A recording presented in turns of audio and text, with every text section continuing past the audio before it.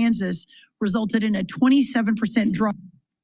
All right, and we are going to pause that coverage here to take you out live to this press conference after we shared with you that a man died after being held in a chokehold by his teen son. Let's listen in. Major with the Harris County Sheriff's Office overseeing the Criminal Investigations Bureau. Standing with me is Captain Lonnie Tullis, District 4 Patrol Commander, Lieutenant Jason Sauer, and Sergeant Nieto. The information I'm about to share is preliminary and subject to change as the investigation evolves. At approximately 3:43 this morning, Harris County Sheriff's Office District 4 deputies were dispatched to the 21,400 block of Sagrantino Court in West Harris County concerning a family disturbance. A female reported that her estranged husband was banging on the door. A few moments later,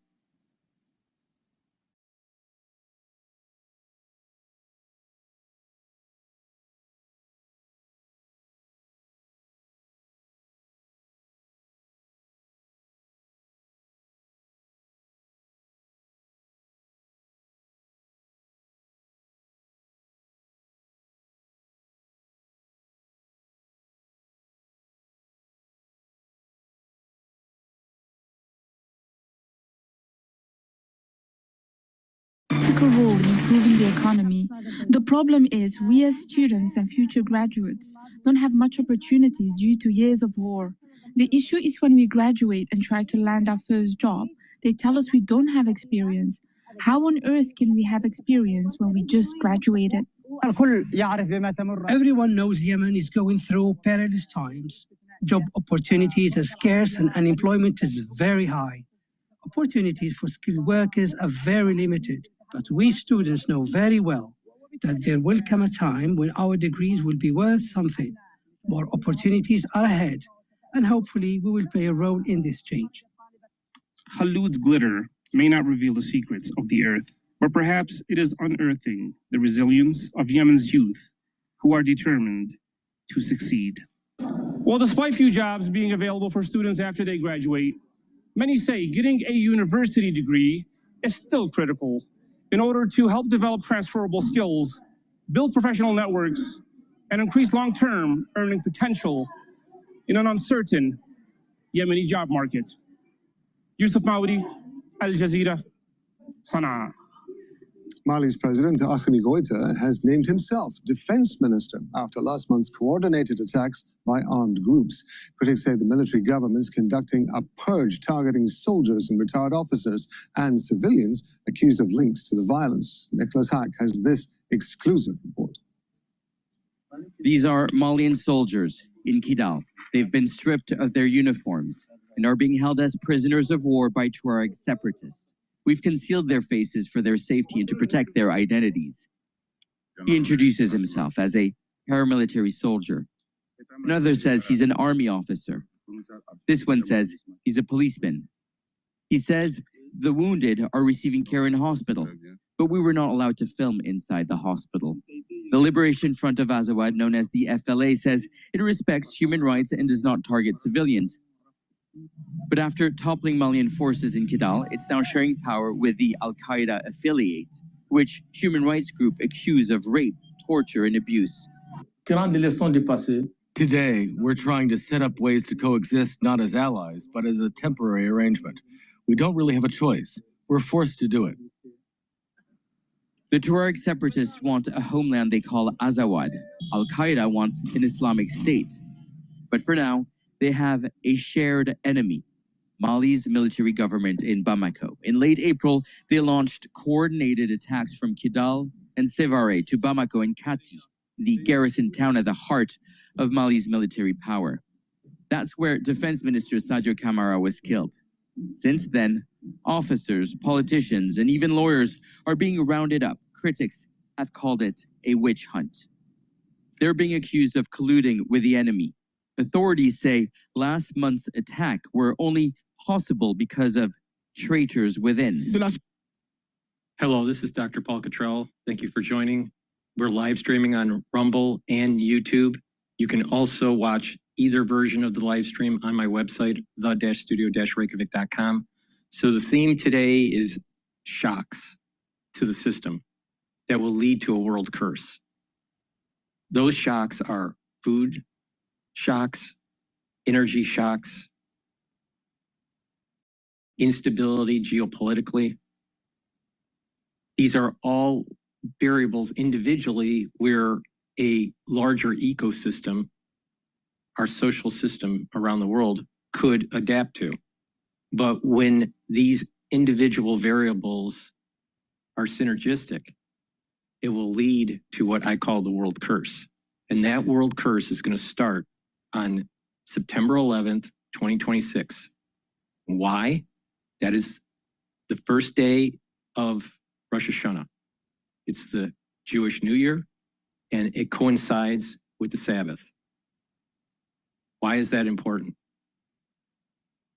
If Rosh Hashanah coincides with the Sabbath, the ram's horn, the shofar, cannot be blown to silence Satan, or what we call Satan. When that happens, either a community, a person, a country, or the whole world gets a curse. Now, because of the events that have taken place since 2023, where the world has been spinning out of control and not reaching some sort of peaceful resolution amongst religious communities, intra-religious communities, and inter-religious communities, because countries haven't reached peaceful coexistence. When you have political parties on either side of the aisle not talking to each other and only causing more division, there's going to be a curse. And we're all, have all contributed to a small part of it. But because it's accumulative, since 2023, there's going to be something very bad coming. Now, that doesn't mean that it's a foregone conclusion. If we get our act together between now and September 11th of 2026, then the curse will be less. But if we don't, which it doesn't look like we are, it's going to be pretty bad. So that's my take on it. That's the metaphysical aspects to what's happening geopolitically. But we have the oil shock. It's going to affect the economy. We have too many problems with our food supply.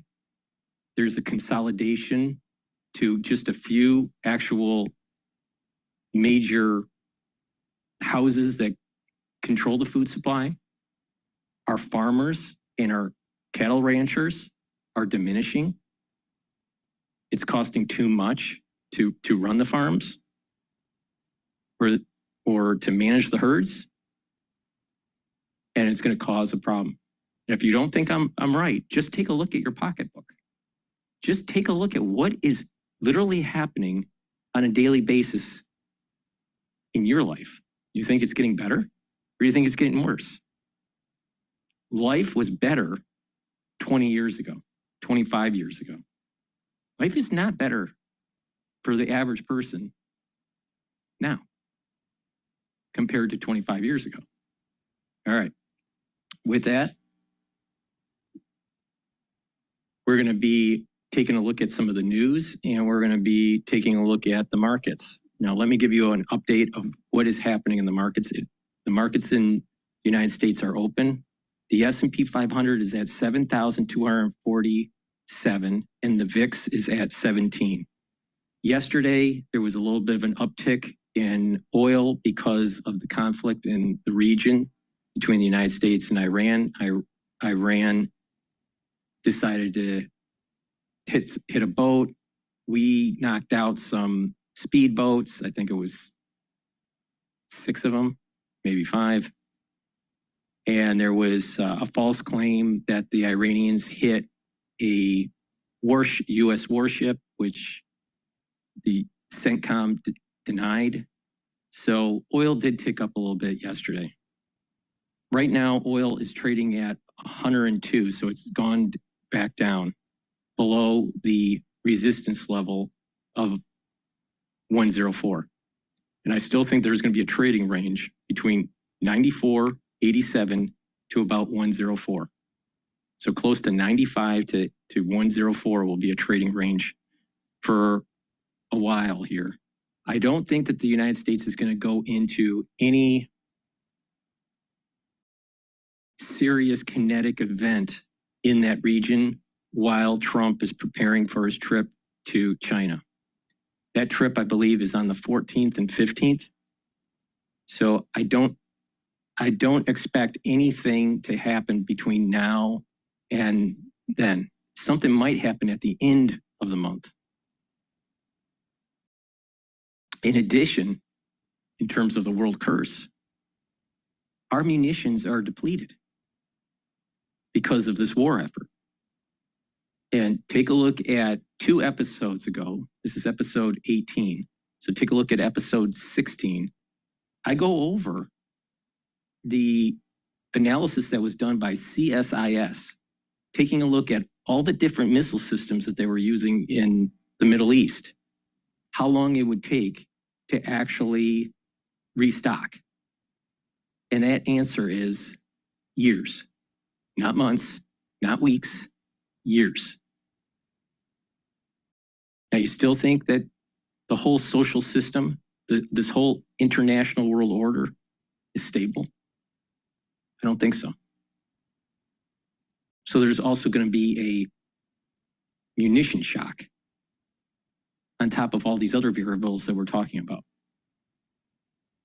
A complex system is showing rumblings of instability.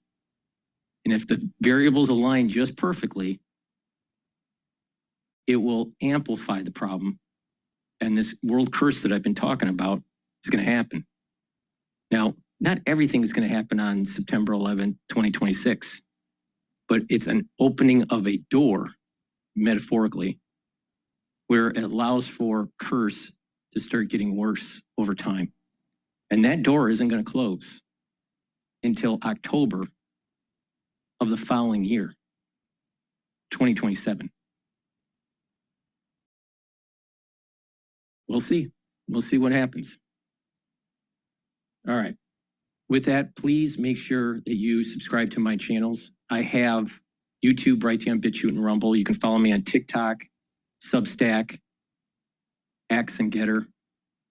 You can also be a patron on my Patreon channel that helps support the work that I do.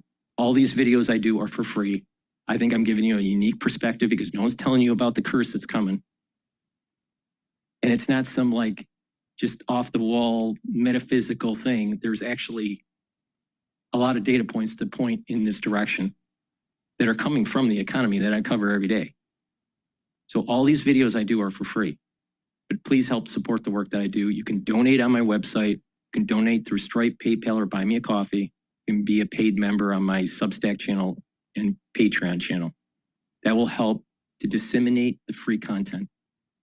I also have supplements that will help to improve your health because our health is one of these other shocks that are going to happen. So it's important to pay attention to me. You need to bring down inflammation. You need to soak up those free radicals. You need to boost up your energy levels. And those, if you target those pillars, then what's going to happen is you're going to be able to slow down the aging process and boost up that immune system. You're going to need it. All right.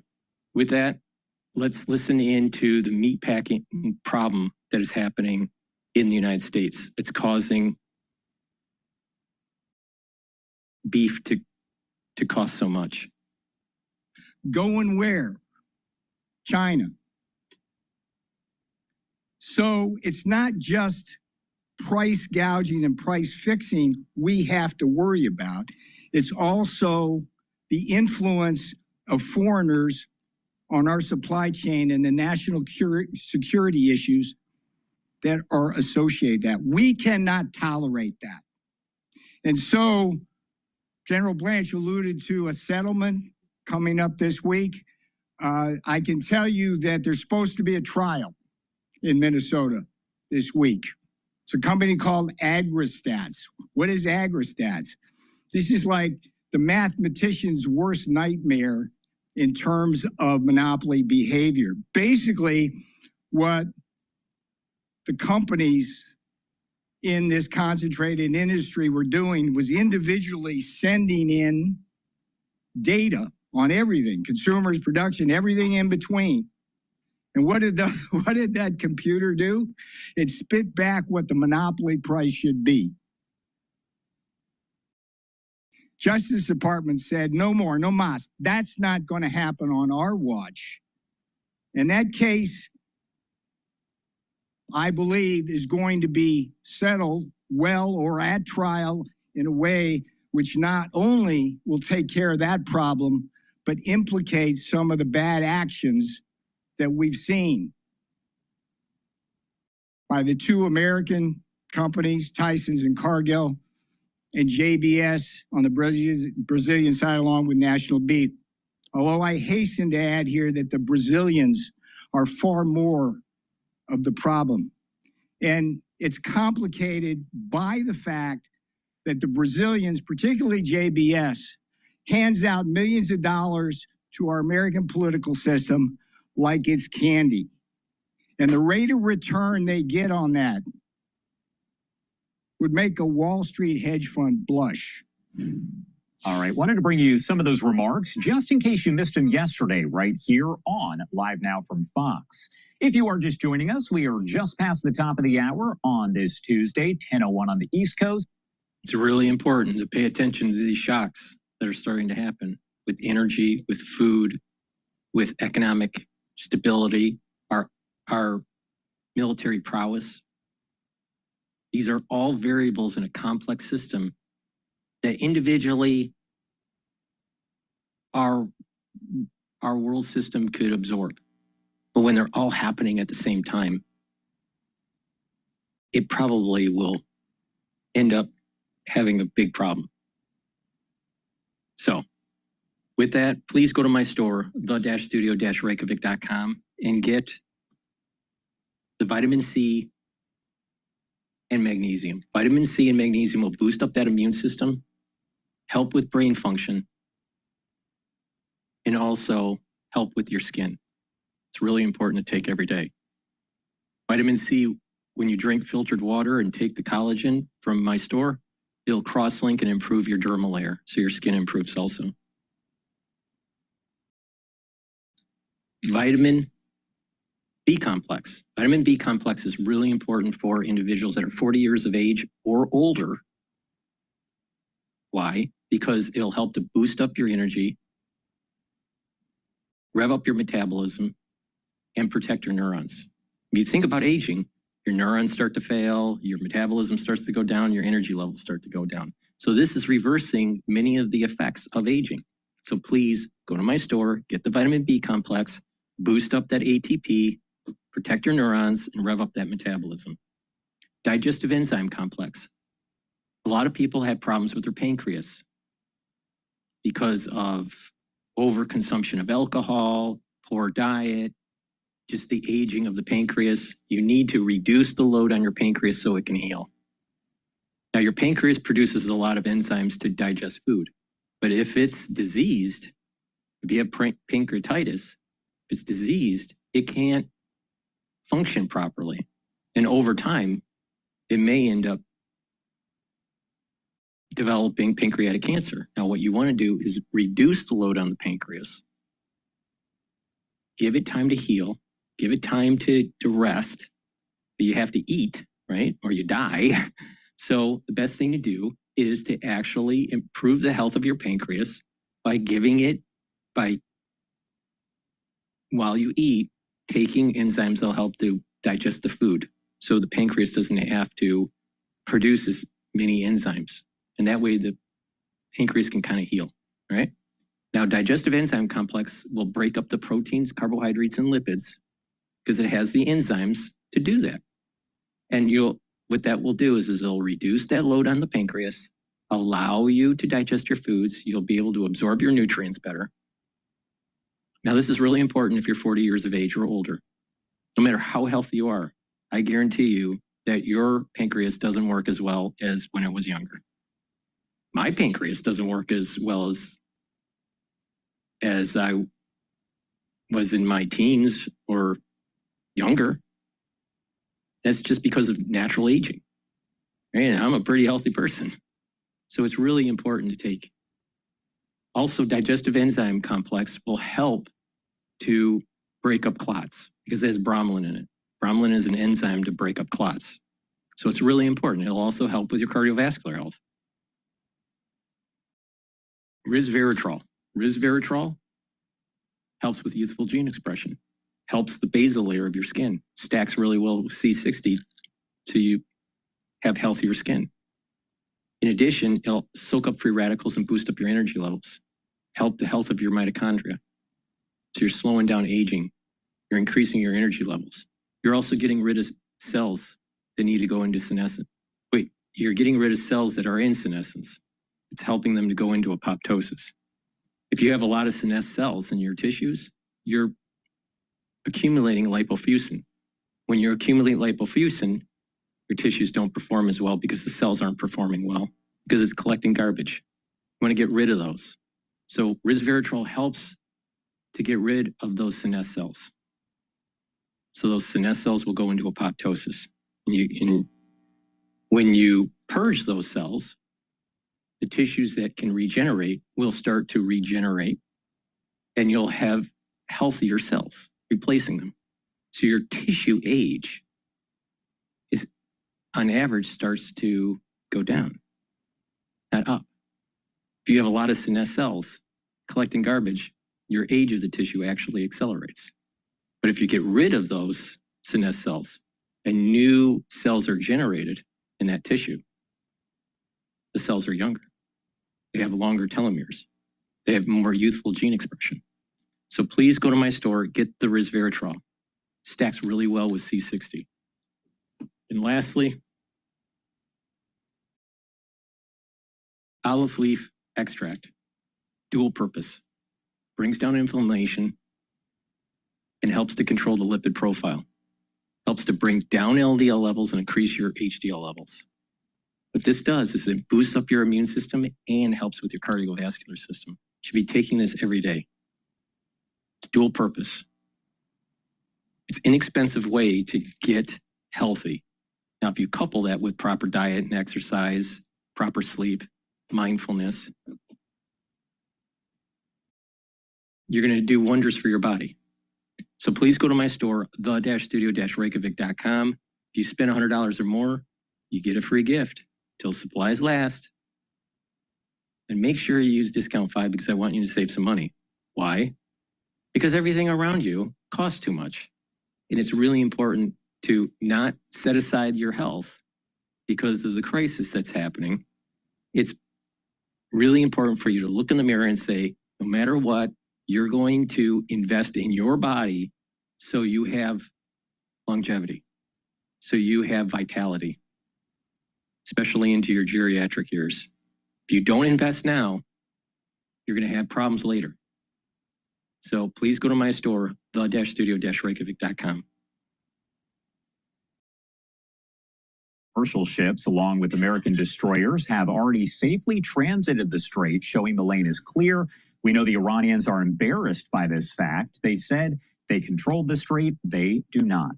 Now, you already touched on this, but I wanted to ask you, does it appear that they have really any control over the strait? Because we also heard from Iranian officials yesterday via state media that they had been able to strike some of those U.S. Navy vessels, maybe one of them, with missiles. And of course, CENTCOM came out very quickly and said that didn't happen. Well, I think that Iran has the ability to threaten the strait. Make no mistake. Iran has two navies. It has its regular navy, which is the Artesh Navy, and it has the Islamic Revolutionary Guard Corps Navy. The Artesh's navy has been effectively destroyed as a result of U.S. military operations during Operation Epic Fury, and I think that that's what you hear from President Trump, who always discusses how Iran's navy has been destroyed. But Iran has another navy, and that's the Islamic Revolutionary Guard Corps Navy, which uses asymmetric asymmetric tactics against larger powers like the United States. And the IRGC's Navy has fast attack craft, small boats, speedboats, which are used to interfere with freedom of navigation and to challenge larger powers like the United States. And so Iran does have the ability to threaten the strait, and that just the threat alone, even without any attacks, despite there having already been attacks, but even the threat of attacks provides a chill within the shipping industry, as it will increase the risk aversion of shipping companies to use the Strait of Hormuz when there's this threat of military action against their vessels. So just the threat of Iranian strikes against these commercial vessels has the ability to chill the shipping industry's use of the strait, and that's what the Iranians are betting on. But the U.S. is trying to change that calculus. And of course, as I mentioned, you are with United Against Nuclear Iran. So I wanted to talk about something that's not being talked about as much as it was initially, and that is the nuclear program that Iran has. What do we know about where things stand there? Has Iran had time to rebuild some of its nuclear program? Do we have any idea? Well, I think Iran's uranium enrichment program was effectively destroyed during Operation Midnight Hammer.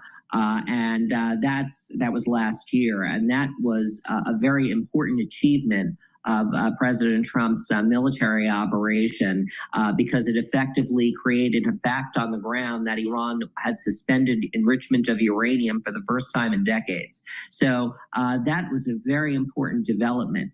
Now, I think that there have been other damages to the Iranian nuclear program beyond the uranium enrichment capacity, and that is the weaponization elements of Iran's nuclear program. Iran, for many years, has used academic research institutions and other military facilities as dual-use centers where it conducted research and development on technologies which had the application of being able to be used to develop a nuclear weapon.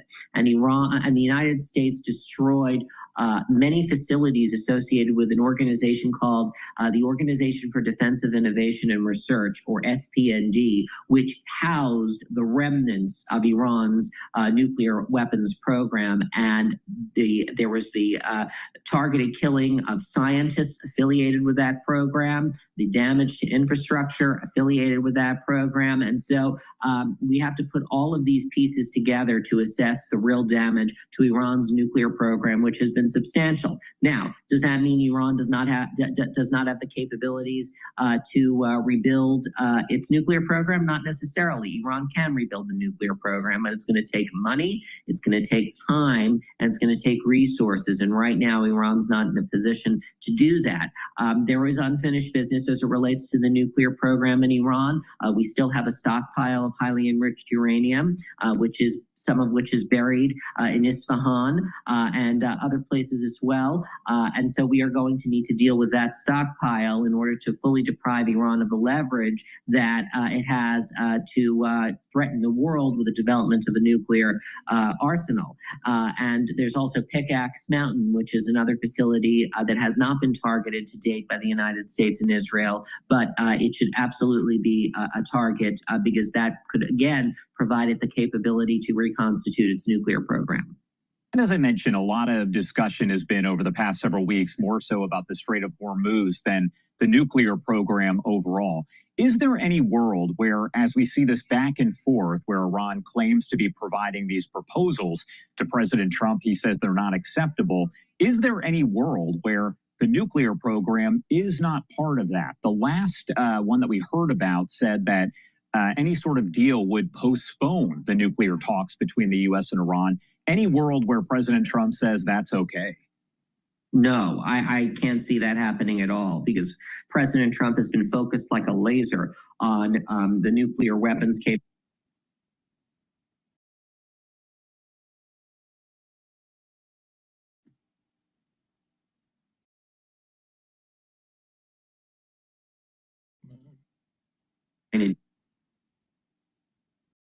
Out and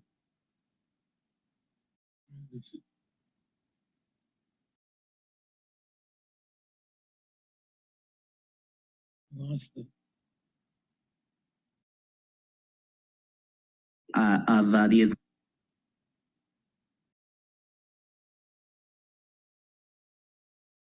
so that piece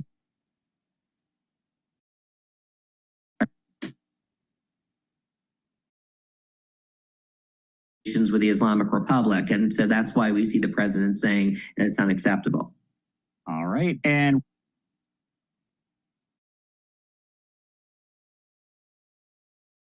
I'd love to ask you that as we see this all play out and these developments that come in pretty much on an hourly basis. Well, I think we're going to be looking to see about Project Freedom and if they're able to get more vessels through. There's something wrong with live now. For some reason, the audio keeps on breaking GCC apart. states, which they view as low-hanging fruit, and they're not targeting Israel, interestingly, because they know that if they target Israel, Israel is going to start striking Iranian territory again. And we have to look at Iranian behavior towards the United States. They've been firing on U.S. warships, but the Pentagon seems to say publicly, for now at least, that they fly below the threshold of what would constitute a rupture in the ceasefire. So we have to see if the Iranians do anything in the coming days that would trigger the U.S. to say that the ceasefire is over effectively. So I'm also watching that. I'm watching what the UAE is going to do in response to these strikes on Fujairah. The UAE, there were unconfirmed reports during Operation Epic Fury that the UAE launched a strike on a refinery on one of Iran's islands. And so I think that the UAE has been one of the more hawkish members of the GCC states. And so looking to see what the UAE does in response will be very important. And so those are some of the things I'm watching. Yeah, a lot going on there. Jason M. Brodsky, thank you so much for taking the time to join us here, helping to break down the developments. Anything we missed that you want to make sure to add here before I let you go? We're gonna go to another feed here. Now, this is talking about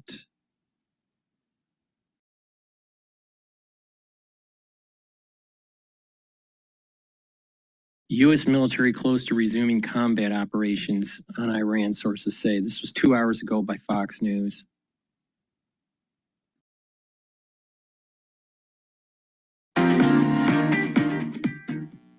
Celebrate the return of spring. Send warm wishes and thoughtful gifts that say happy birthday.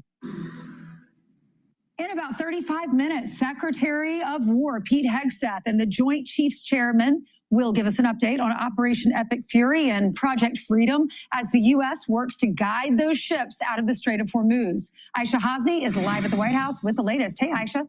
Hey, good morning to you, Ainsley. Well, the question this morning for both Secretary Hegseth and the president is this ceasefire still in place? We don't know that yet from the White House. The president was asked about it last night. He didn't answer.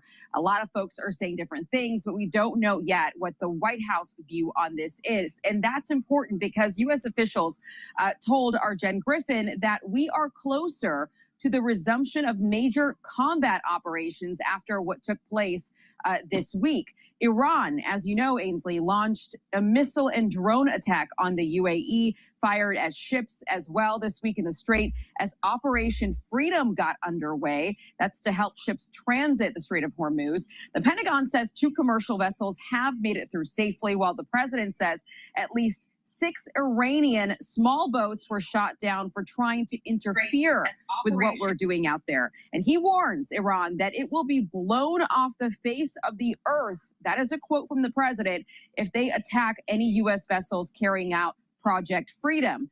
Now, last night, CENTCOM shared this picture of the U.S. Air Force F-16 fighter aircraft that are among more than 100 land and sea-based aircraft supporting this project, as well as the U.S. Navy F/A-18 Super Hornets that launched from USS Abraham Lincoln. Of course, Lincoln is one of the 2 aircraft carriers that are enforcing the blockade that the U.S. has on Iranian ports. Meanwhile, Treasury Secretary Scott Bessent, told Fox that the U.S. has absolute control of the strait right now. The Iranians do not have control of the strait. We have absolute control of the strait. We have blockaded the ships going into or out of Iranian ports. Their economy is in free fall. And everyone says they have the high tolerance for pain. Well, their soldiers will not have a high tolerance for not getting paid. So Ainsley, we will see the president in just a little bit here. He's got a signing in the Oval Office today. We'll see if he takes any questions about Iran, tells us if he feels like the ceasefire is still in place. In the meantime, the Secretary of War will see first at 8 a.m. at the Pentagon, and Secretary Marco Rubio, the Secretary of State, will actually brief here at the White House later this afternoon. Okay, well, that's Ainsley? great. Great news. We'll be covering it all. Thank you so much, Aisha. Great to see you. Be sure to like and subscribe.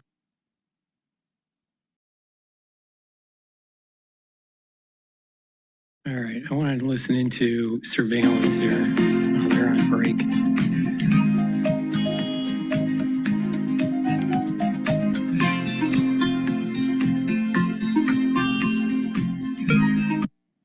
All right, let's listen into, I guess a man was stabbed near Times Square Stabbed to last death night. in Midtown, and police are searching for at least 3 suspects. Again, that is according to the New York City Police Department. The 39-year-old victim was attacked very late last night. It was around 11:30 p.m. local time outside of a restaurant on West 43rd Street. That's a busy corridor near Times Square and just steps from a police precinct. Again, that information from police. Investigators say the man was stabbed several times in the face, back, and torso. Emergency responders rushed him to a nearby hospital where we are told he was pronounced dead. Now, at this point, police have not released his identity pending any kind of family notification. Important to note that this happened about 11:30 p.m. Eastern time, but we're talking near Times Square, a very busy, no doubt, area of New York City, if you've ever been over there. Now, this is a 39-year-old victim, as I mentioned, and authorities are looking for 3 men who they say were last seen wearing dark-colored clothing. Not a great description. No arrests have been made, and the weapon used in the attack has not been recovered. Surveillance footage from cameras in the area expected to play a key role in the investigation, and the New York City Police Department a lot of times releases that video and the images, so we'll make sure to bring that to you as we get it. Now, the killing comes just hours after police officials announced that New York City recorded the lowest number of homicides in its history for the first 4 months of the year. According to Police Commissioner Jessica Tisch, 76 murders were reported citywide from January through the end of April, surpassing the previous record low of 86. That was back in 2018, nearly a decade ago. The Midtown South Precinct, where the stabbing occurred, has now recorded 3 homicides so far this year. Police asking anyone with any information there to contact Crime Stoppers at 1-800-577-TIPS. What we're working to do is see if there will be a news conference there with the New York City Police Department, or if we get any additional information here from our Fox 5 New York team, we will have that for you here in real time on Live Now from Fox. And as we take a live look here outside of the White House in D.C., want to remind you of another story that we have been following here with the help of our Fox 5 Washington, D.C. station. This is about an incident that happened near the White House just yesterday. Now, we know that a child was injured in a shootout on the National Mall, and the suspected gunman was then shot by a U.S. Secret Service agent. All of that coming from Secret Service officials. Fox 5's Melanie Alnwick reports there are still many unanswered questions less than 24 hours after that gunfire. The Secret Service has not released the name or the condition of the man who was shot, and the age of that child not disclosed. Essentially, what they said is that it was a, quote, juvenile bystander. Crime scene investigators documenting clothing, shoes, and bullet casings near the base of the Washington Monument as school tour groups looked on. According to Secret Service, a juvenile was accidentally shot after being caught in the crossfire between uniformed officers and that man with a gun. Plainclothes Secret Service officers first identified a suspicious man, and uniformed officers then approached him. They say after a brief foot chase, the man allegedly pulled out a gun and fired. Officers then returned fire, striking him, and investigators believe the child was hit by a bullet from the suspect's weapon, not Secret Service. Secret Service Deputy Director Matthew Quinn did not specify where plainclothes officers first noticed the man, only that he appeared to have a gun. Quinn said the suspect showed no menace and that nothing else about him beyond the firearm raised any suspicion. The agency said that Vice President J.D. Vance's motorcade had passed through that area right before the shooting, but added there is no information linking the suspect to the vice president or the president. All right, I'm going to go to Bloomberg, but before we do, please go to my store, the-studio-reykjavik.com, and get the magnesium and zinc. The magnesium and zinc will help with brain function and boost up that immune system. Most people aren't taking enough magnesium in terms of improving their brain function. They may be getting enough at the FDA level, recommended FDA allowance, but you need over and above that to improve your brain function. So please go to my store, the-studio-reykjavik.com, get the magnesium and zinc, and magnesium and zinc will also improve the efficacy of vitamin D3. Now, vitamin D3 is very important to take every day, but especially during the cold season. And vitamin D3 will help with your cardiovascular health, but also help with your bone density. It is a gene expression cofactor, so your cells will perform better. And if your cells are infected, it'll help the cells to go into apoptosis. This is why it's so important to take during the cold season, but you should be taking it every day. Again, it'll also help with bone density and help with cardiovascular health. So please go to my store, the-studio-reykjavik.com, and get the vitamin D3 and get the magnesium and zinc. The magnesium and zinc and the vitamin D3 is a great stack. They're synergistic. So please go to my store, the-studio-reykjavik.com. If you spend $100 or more, you get a free gift until supplies last. Make sure you use discount 5 and you get $5 off. More live coverage coming up. It's more stuff. With even certain events that you go to, certain gift cards you might get, not actually having the ability to put it on your Apple Wallet. So this is instead, say you get a one-off event down at Jones Beach, you're going in New Jersey, I know you're spending your summer by the shore there. Caroline knows you. Yes. I love working at Apple and I get to know the New Jersey love. But say that particular event doesn't have the feasibility of a relationship with iOS, you can take a QR code that they send you and just load it into your wallet. So there it is. So you can have all things in one place. They're trying to become more of a hub in that respect. So this is a nice little upgrade that we're going to see to the software operating system coming soon.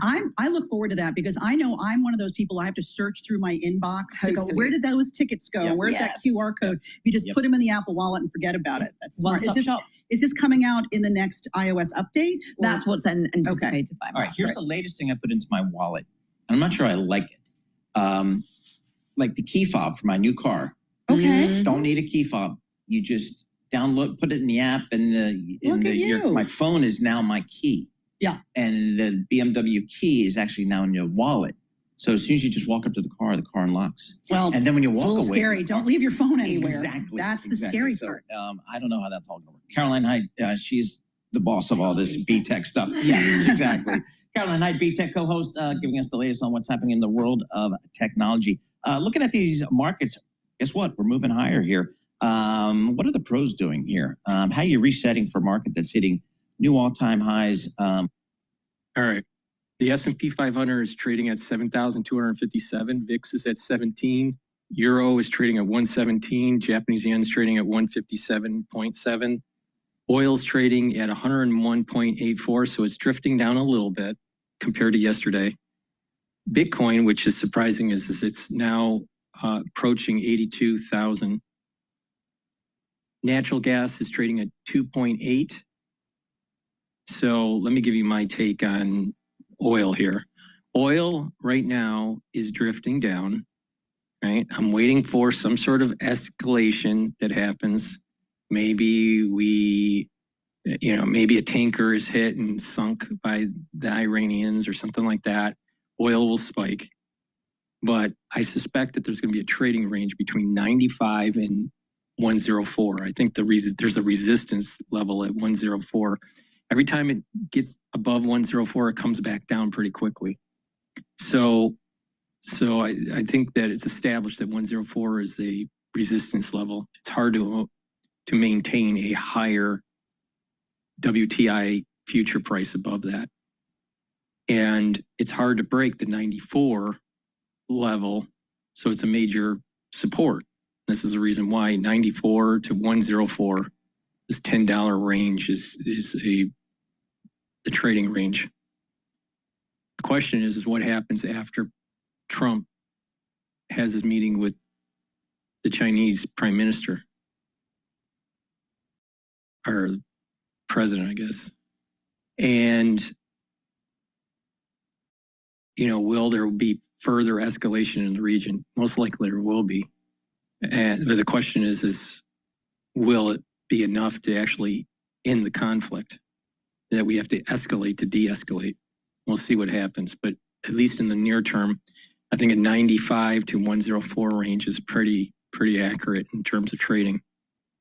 Now, in terms of natural gas, we're moving into the summer season, and natural gas futures usually go down in the summer.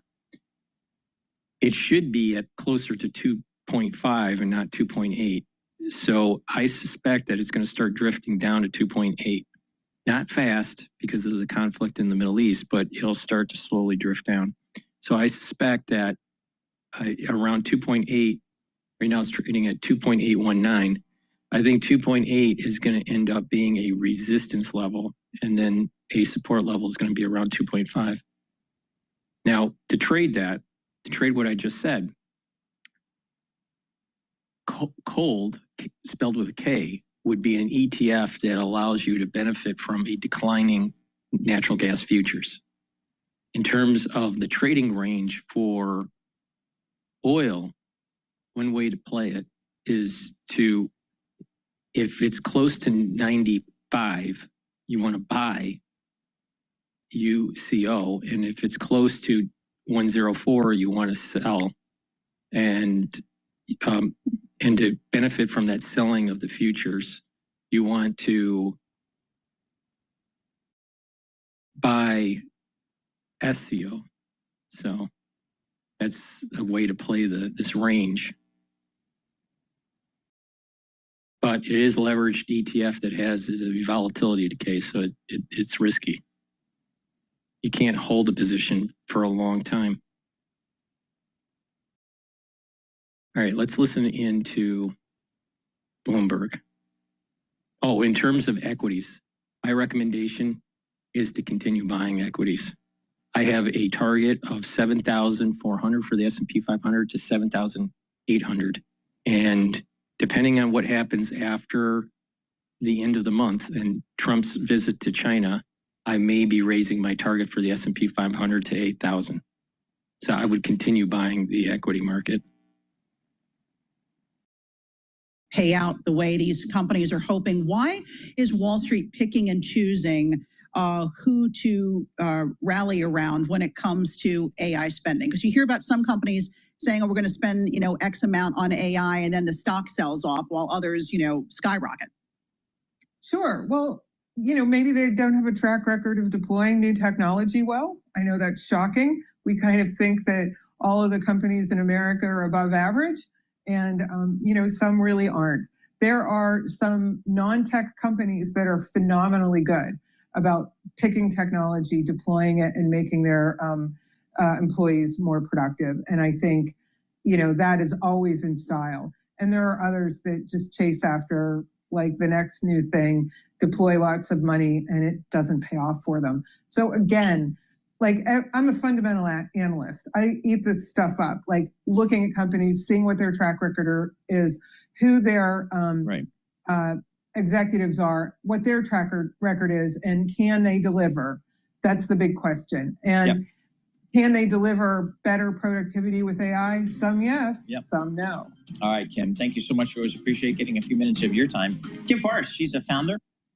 Well, I think that you're going to have a group of people in the economy that's running companies that are going to view this as, hey, there's too much hype with the AI, and that they're just going to maybe toy around with AI to improve some processes, building up scripts that may help with workflow for employees and not do any layoffs.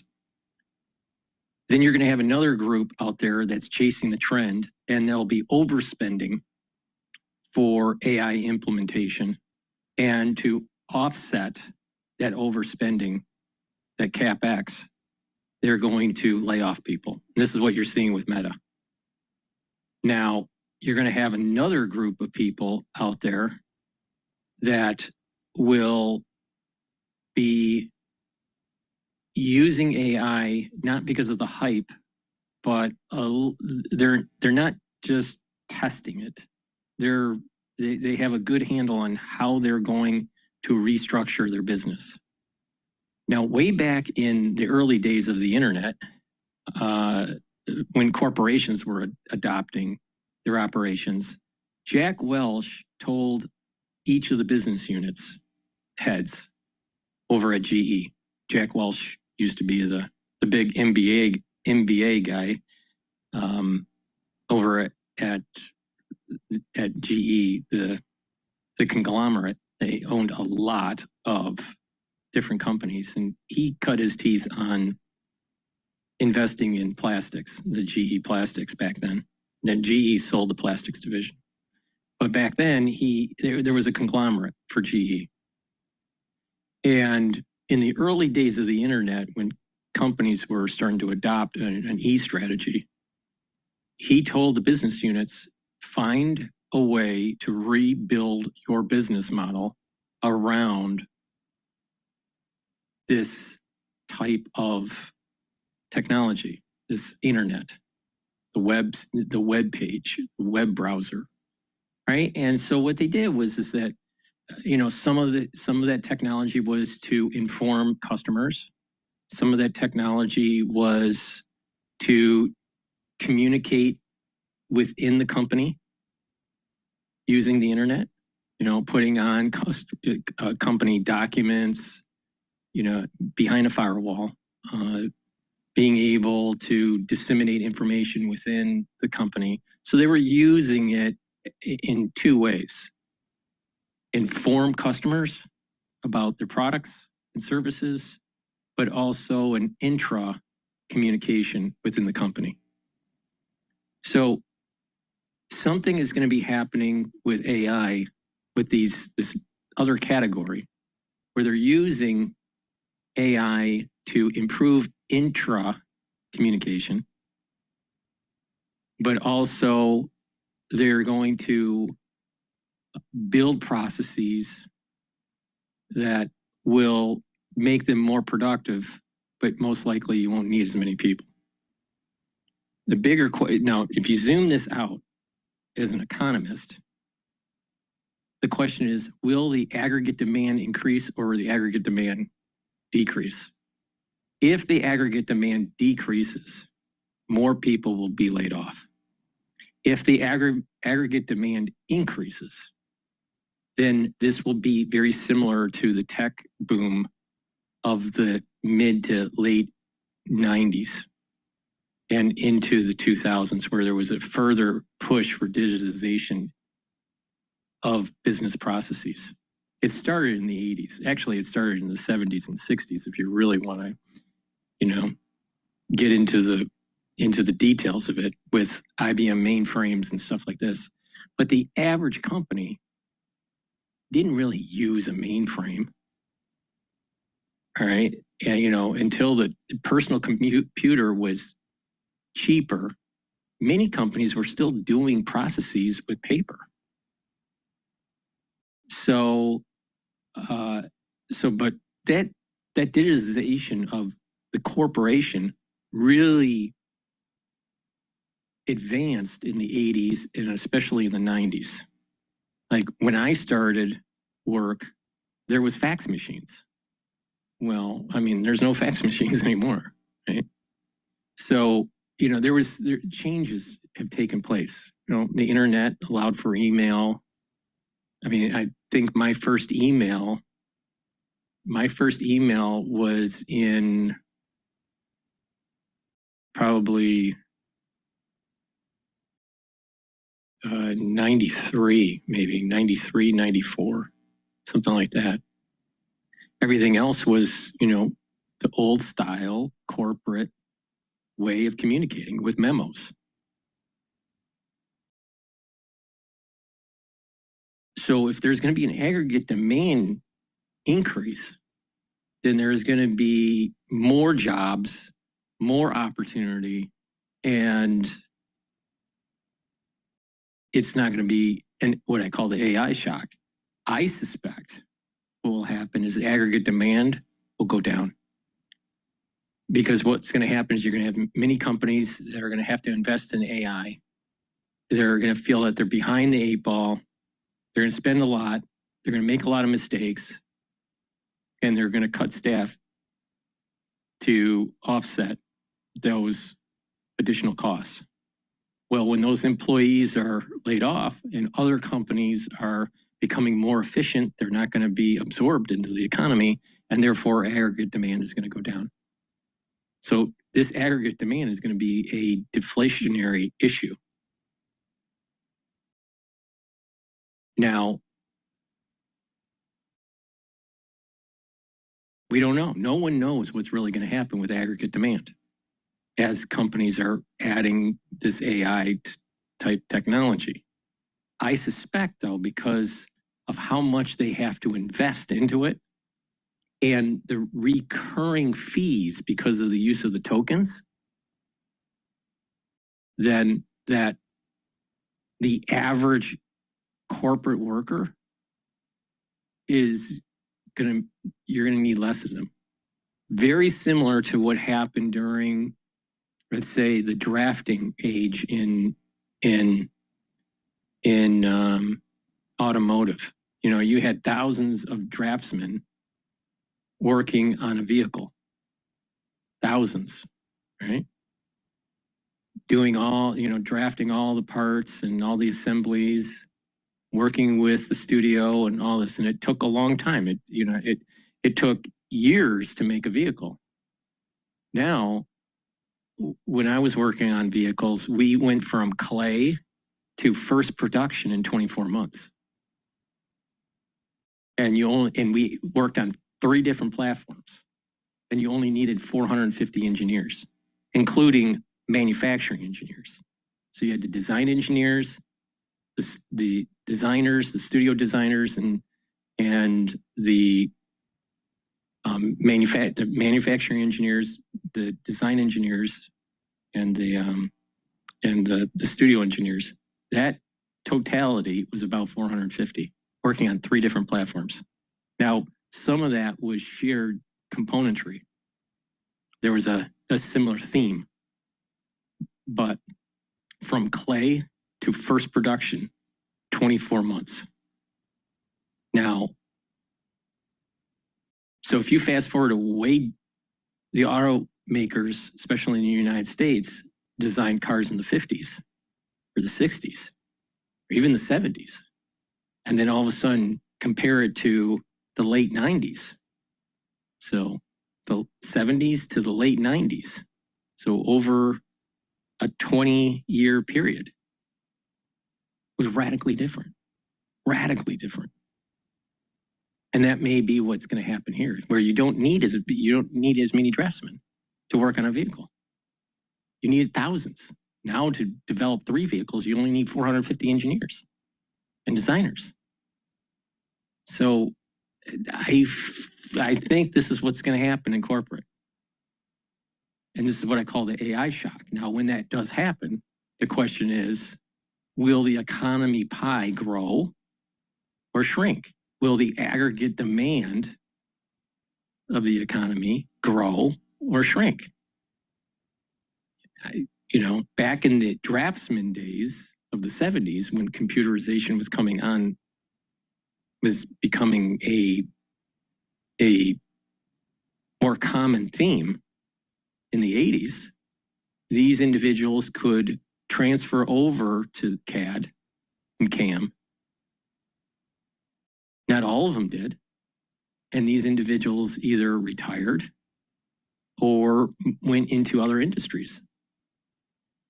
But this CAD computer-aided design was something that was affecting a thin slice of the economy, mostly automotive. It also affected architecture, but when it comes to the main job disruption, it was in automotive. But when you're talking about AI, this main job disruption is everything. Everybody, all at the same time. And I think because of that, it's different than shifting from drafting on the board to drafting in the computer. And so because of the ferocity of the change and how broad the change is with AI, aggregate demand is probably going to go down. Now that's my take on it. Maybe I'm wrong, but I don't think so. And I listen to a lot of business news, and I haven't heard anyone really articulate it in those terms. You know, they talk about CapEx is going up and they have to offset it by reducing labor and all that, but they're not like listening. They're not like paying attention to the history of computerization in the economy, in corporations. What worked, what didn't.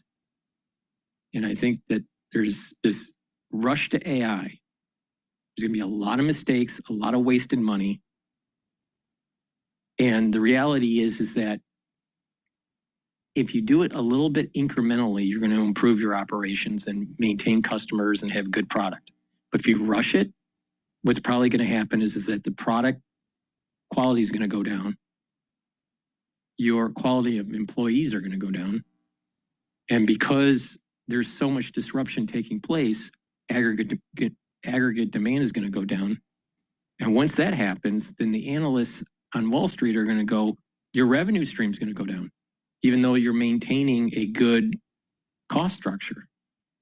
And so they're going to downgrade this, they're going to downgrade the stock. And when they downgrade that stock, instead of it trading at 15 times multiple, now it's only going to trade at 10 times multiple. So the stock market is going to start going down. But before the stock market goes down, it's going to go up.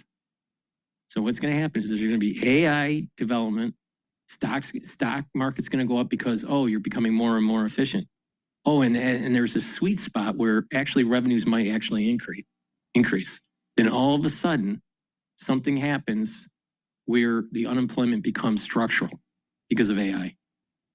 And when that unemployment becomes structural, then the aggregate demand starts to fall. Analysts put downgrades on stocks, and then all of a sudden, there's a free fall in the market. This could be the great deflationary spiral that many economists have been anticipating. All right, so again,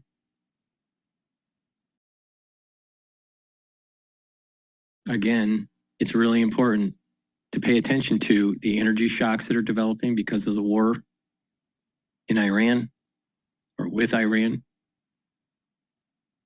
the shocks from AI, the shocks with munitions, the inability to speed up the production of our munitions. Now think about this for a second. We have people saying we need to speed up our AI and our processes and become more efficient, but no one's talking about we can only make 79 Tomahawk missiles a year. We went through that in one day of operations. And to replace 1 day of operations takes 1 year to make. That's because Lockheed and other defense contractors didn't design the manufacturing line to be able to produce more missiles per hour. Why?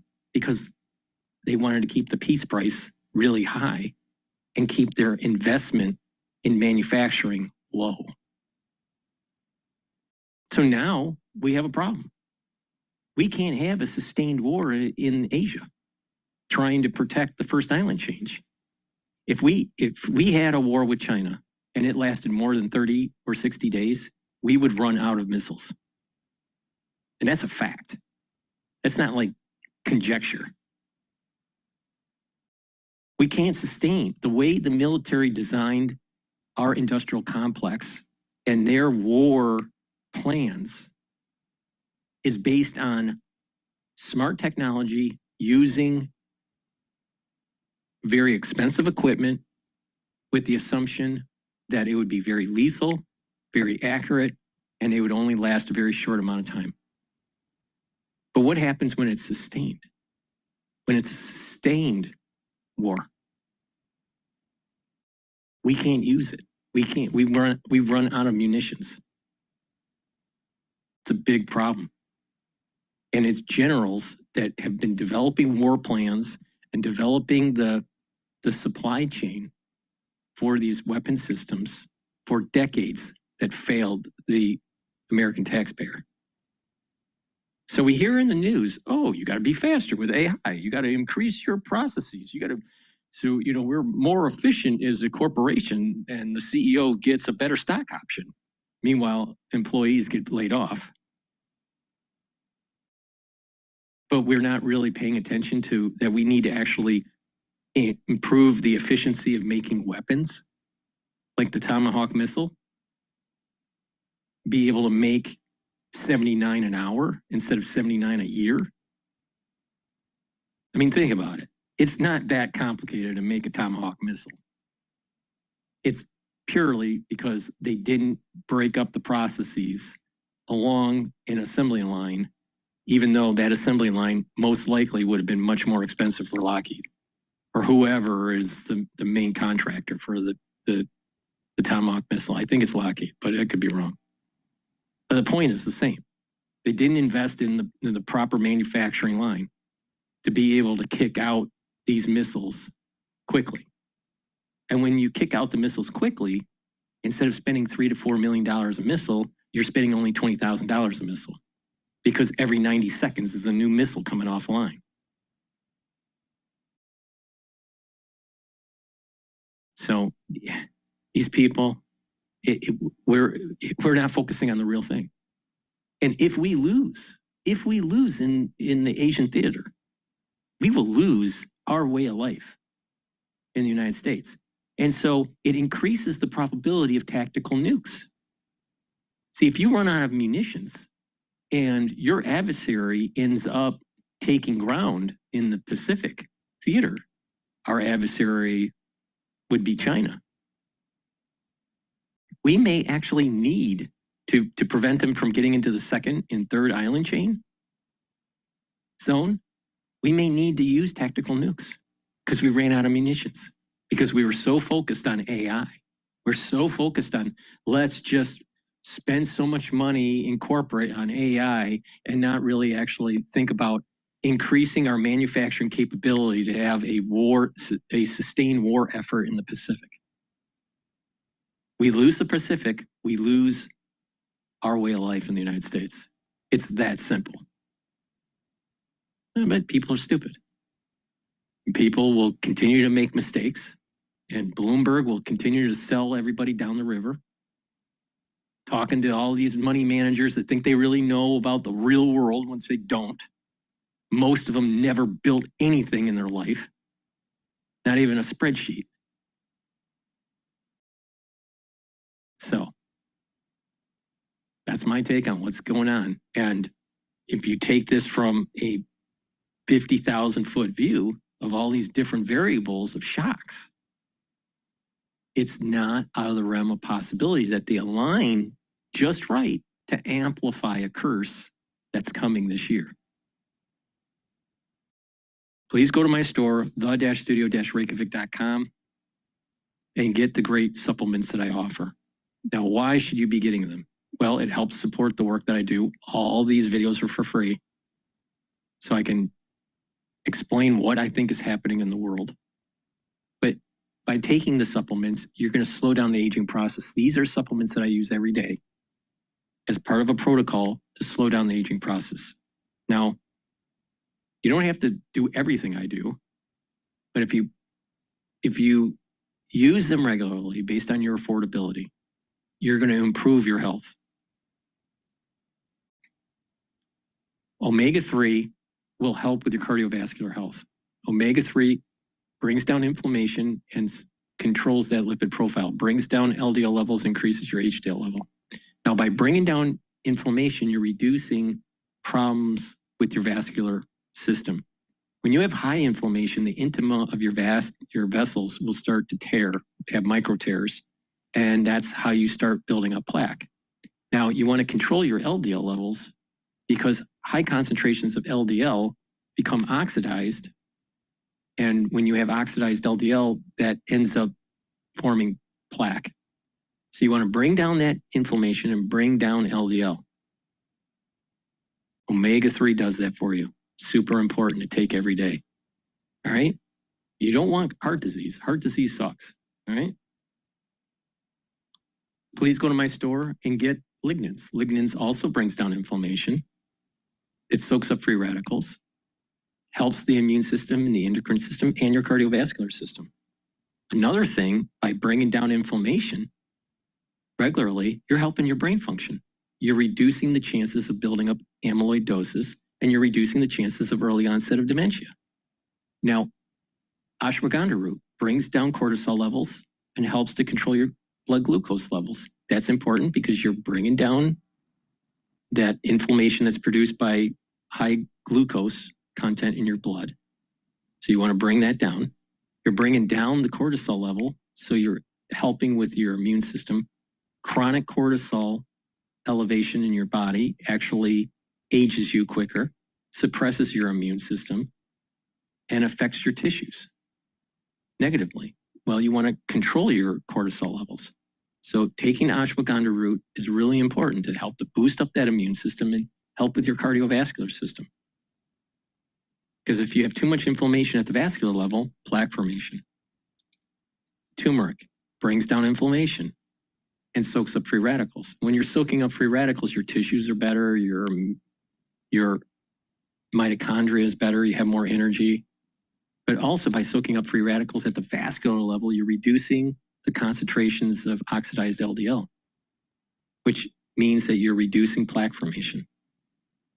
And also by soaking up free radicals and bringing down inflammation at the brain level, you're helping with brain function. So you want to stack these together for the synergistic benefit. You can take them separately, but it works better if you take them together. So get the ashwagandha root, the turmeric, and the lignans. Take them together. They'll help your immune system, help with brain function, help with your cardiovascular system. Please go to my store, the-studio-reykjavik.com. You spend $100 or more, you get a free gift until supplies last. And guess what? If you use discount 5, you get $5 off. Make sure you go to my store, the-studio-reykjavik.com, get the supplements. They work. It will help to improve your health. And if you take them the way I keep on telling everybody to take them, you will slow down the aging process.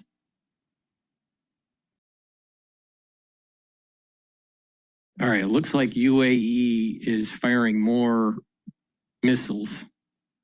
I'm sorry. UAE saying Iran is firing more missiles and drones. Let's listen into live now.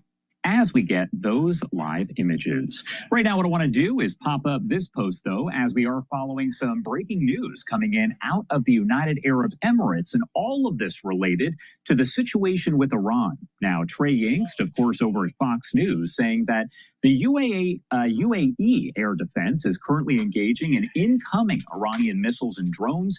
That is according to the Ministry of Defense for the United Arab Emirates. All right, what's important is as this is happening, because this is breaking news, oil is not responding at the moment, and neither is natural gas. They are continuing to slowly decline, not rapidly, just slow decline in the energy markets right now. Following that, as we will here on Live Now from Fox, checking in with the UAE Defense Ministry for all of the latest information. Right now, we do appear to be getting a live image that's coming in from the Oval Office here. I want to pop up the audio and listen in live as the camera gets set up to hear from President Trump.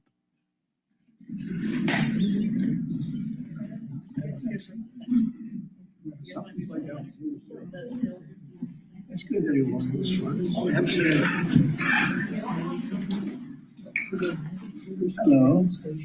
Hello, everybody. We have great athletes with us today, and we have some young great athletes, some award-winning athletes, and it's an honor to have everybody. We're thrilled to have so many young athletes here at the White House, Oval Office, on this magnificent spring day, and it is indeed a beautiful day to celebrate America's athletic traditions and champions physical fitness and all of those things that I work so hard at on a personal basis. I work out so much, like about 1 minute a day max, if I'm lucky. I want to thank Secretary Pete Hegseth that just gave a great news conference with General Raisin Kane. And that was really good, and you're doing very well. They don't like playing games with us. They don't like it at all. You'll see that. As time goes by, you're going to see it. I think you've already seen it. We basically wiped out their military in about 2 weeks. Robert F. Kennedy Jr., who's done an incredible job. Scott Turner, that everybody knows, and a legend, Linda McMahon, head of education in our country, and she's doing a fantastic job. They all are. We're also pleased to be joined by respected sports leaders and members of the President's Council on Sports, Fitness, and Nutrition. We really have some incredible people. If I go who's who, Bryson, how many do we have on the council total? Oh, it's got to be upwards of 30, actually. Yeah, lots, and all top. Yes, sir. If they weren't really good, we don't allow them. I mean, you're going to be really good. Like Gary Player, as an example, he won 168 tournaments over a very average career. You know, think of it. He won 168 tournaments, 18 majors, 9 and 9 senior. He has more championships than. All right, I don't really care about that. So let's switch over to some other news that's happening here.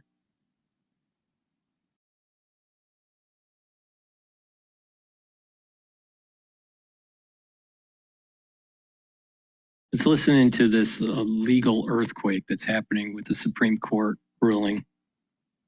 This was published 3 hours ago.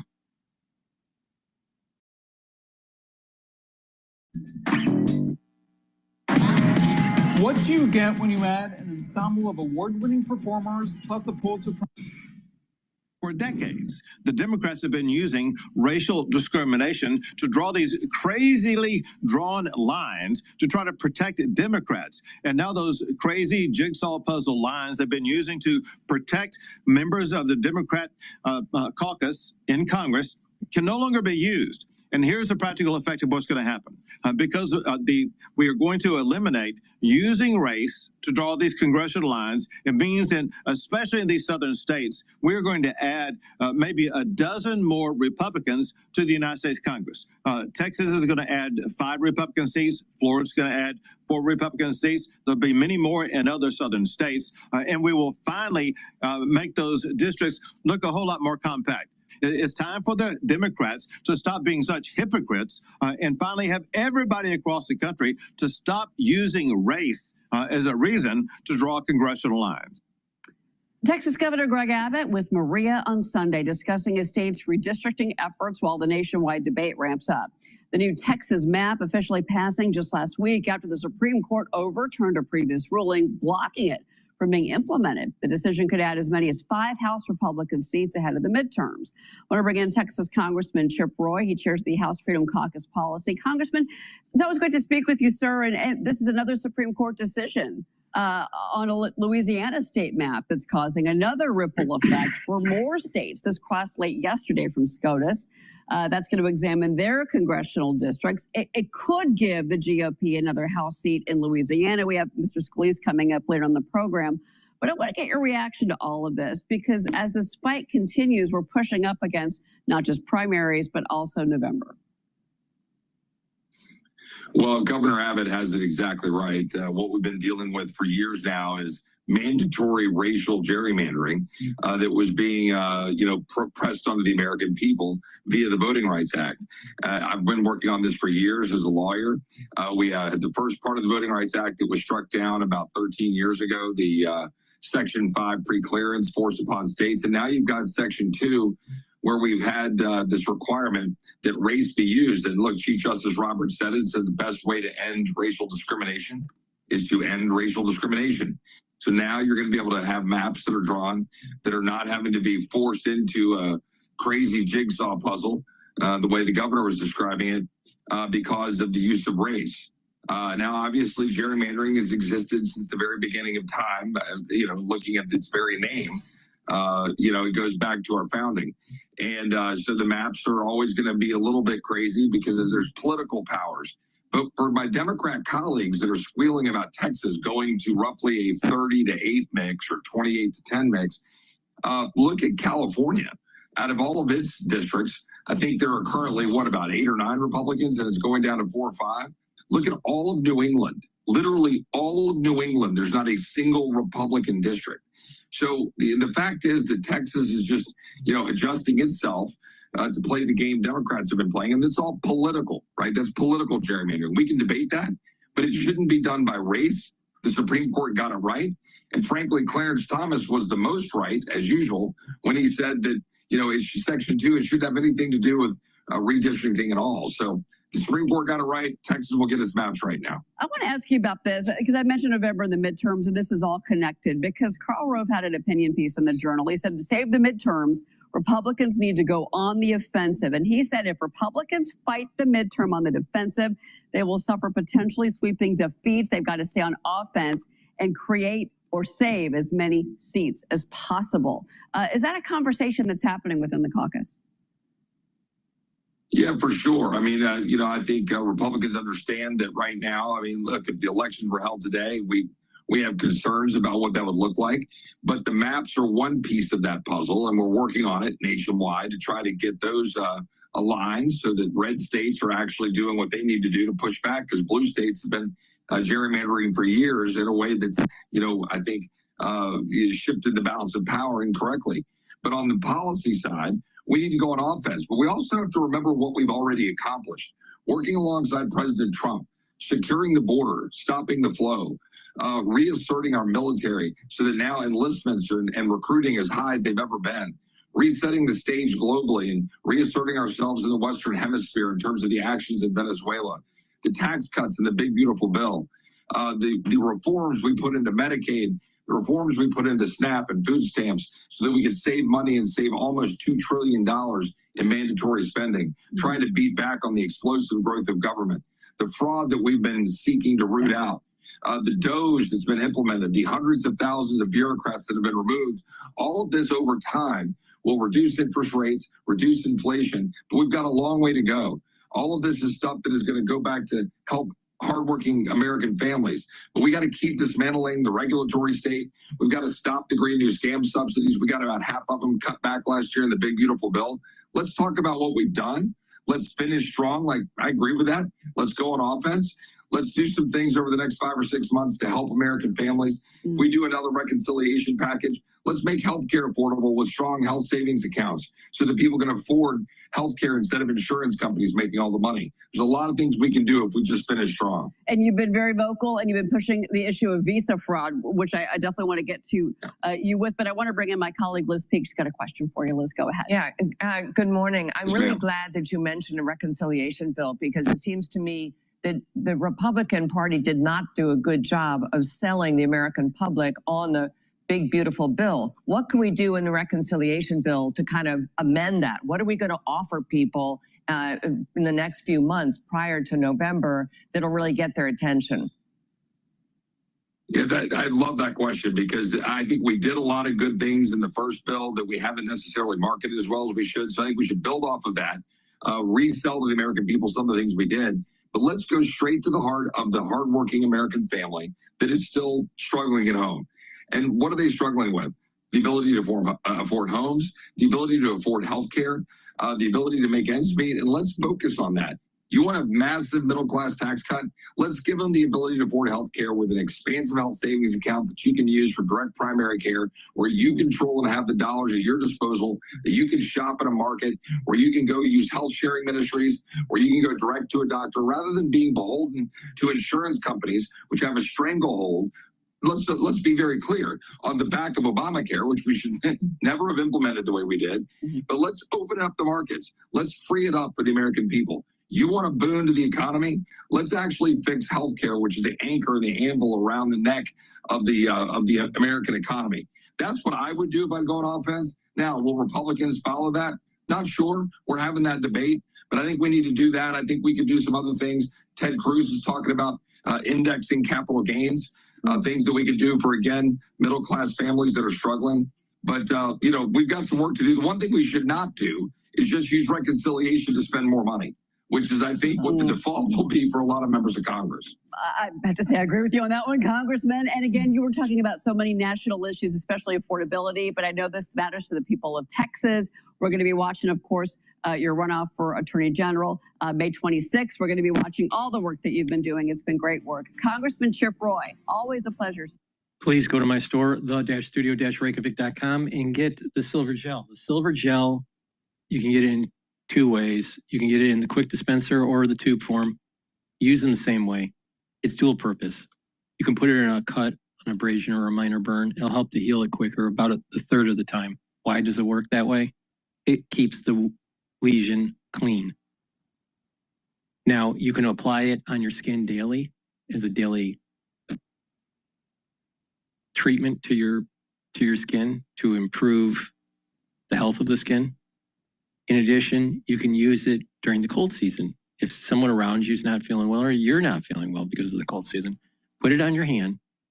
It'll stay active for 5.5 hours. You can put it around your eyes, around your nose, around your mouth, around your ears. Lightly coat your nostrils. It'll stay active for 5.5 hours. If you have a runny nose, it'll also help to dry that up by putting some of the gel in your nostrils. Lightly coat it. And if you have a sore nose because of the cold season, it'll also help to reduce that soreness over time. But it's important to use. It neutralizes. That's why it's so important to have. So please go to my store. Make sure you have the structural nano silver gel at home, at work. You never know when you need it. And when you need it and you don't have it, things get worse. So please go to my store and get the toothpaste, the structural nano silver toothpaste. It has no fluoride. It'll whiten your teeth, freshen your breath, help the health of your gum line, reduce inflammation at the gum line. And with good oral hygiene, you're helping your cardiovascular health and your valvular health.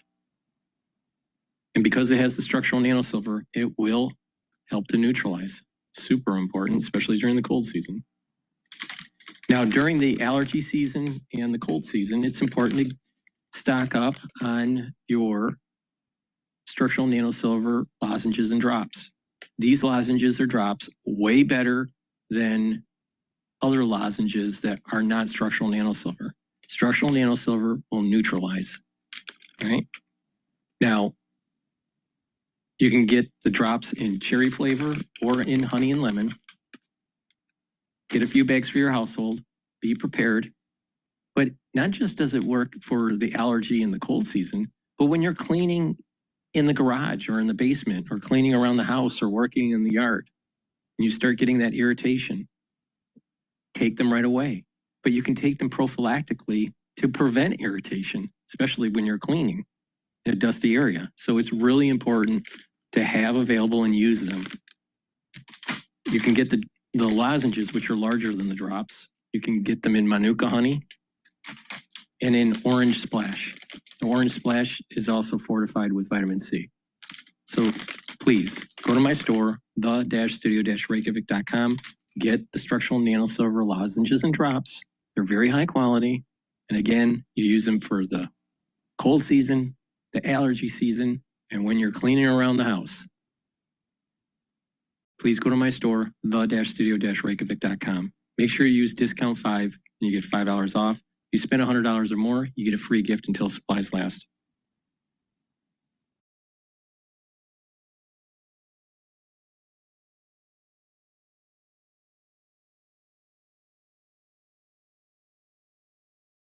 All righty. Let's listen into Bloomberg here. Wasn't it in the payment space? And would you say that it just was too late to sort of change with the times and other companies in that space started to eat its lunch? I think I mean, definitely there are a lot of new players that are coming in, Stripe being one of them, Adyen coming in with the more non-branded kind of offering. So there are lapses, particularly the challenges around the branded business for PayPal. But I wouldn't say the battle is lost, right? Just the scale and the size of this company and the two-sided network, these are very enviable attributes. And I think there's still room for that. One thing I would kind of allude to is the whole job cut situation as well. We've been getting a lot of questions around that. I'm glad you brought that up because it's an unspecified number of job cuts, right? Or did they say how many they're looking to let go? So I saw a news line saying 20% job cuts. Wow. And PayPal's like 24,000 plus employees at the end of last year. And that could mean around 4,500 jobs being culled. And I mean, the job cuts technically are a double-edged signal, right? On one hand, they show that management is serious about taking costs and complexity out of the business. But on the other hand, when a company is cutting this deeply, investors tend to ask whether this is just margin repair or whether it actually fixes the growth problem. Basically, PayPal does not need to be smaller just for the sake of being smaller, right? It needs to be faster, more focused, and more competitive at checkout. So that's the question, will they be able to deliver on that? Diksha, thanks so much for joining us. Really appreciate it. Diksha Guerra, Senior FinTech and Payments Analyst for Bloomberg Intelligence, giving the latest on PayPal. Again, you're right. It's Alexis, it was arguably one of the first fintech companies out there. But again, it's such a technological race there. It is. You have to always worry about the person who's in their garage in Palo Alto coming up with better technology. Exactly. And it did have that sort of cool factor that I feel like it's lost a little bit of that mojo over the years. I use Zelle Venmo. That's what right. I'm with you on that. Yeah. So Apple Pay also a lot. So more and more for me. Yeah. And I'm kind of shocked when I go on a website or doing any kind of commerce and Apple Pay is not an option, where I got to pull out my credit card, enter that in. I'm like, dudes, get with it. Like the olden days? Yes, exactly. I mean, I'm not like some, tech aficionado, but at least I can use the Apple Pay. So anyway, so we'll see where PayPal fits into all of that. President Trump out with a bunch of social media posts, repeats praise for the stock market records during his administration, reiterates the world is in trouble or would have been in trouble if Iran has a nuclear weapon. He says, can't let Iran have a nuclear weapon. Praises the World Cup for ticket sales. So we got a lot going on out there. So President Trump out there on... Apparently also direct flights from the U.S. to Venezuela are back, according to the president and his social media posts. Okay. So I'm sure there are a lot of people that that try to take advantage of that. Like people like Charlie Pellet who like to go to these crazy... Just travels the world. ...vacations and go to places you would never think of. That's where people like Charlie Pellet go, those adventurous travelers. I'm not one of them. Just sitting on a beach, put me in front of a craps table and I'm in good shape.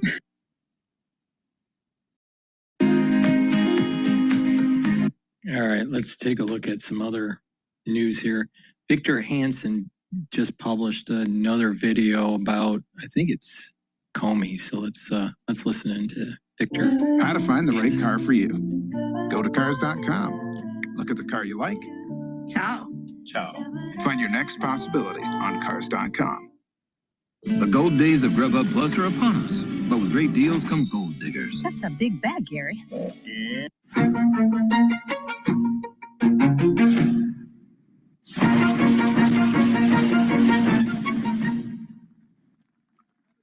Hello, this is Victor Davis Hansen for the Daily Signal.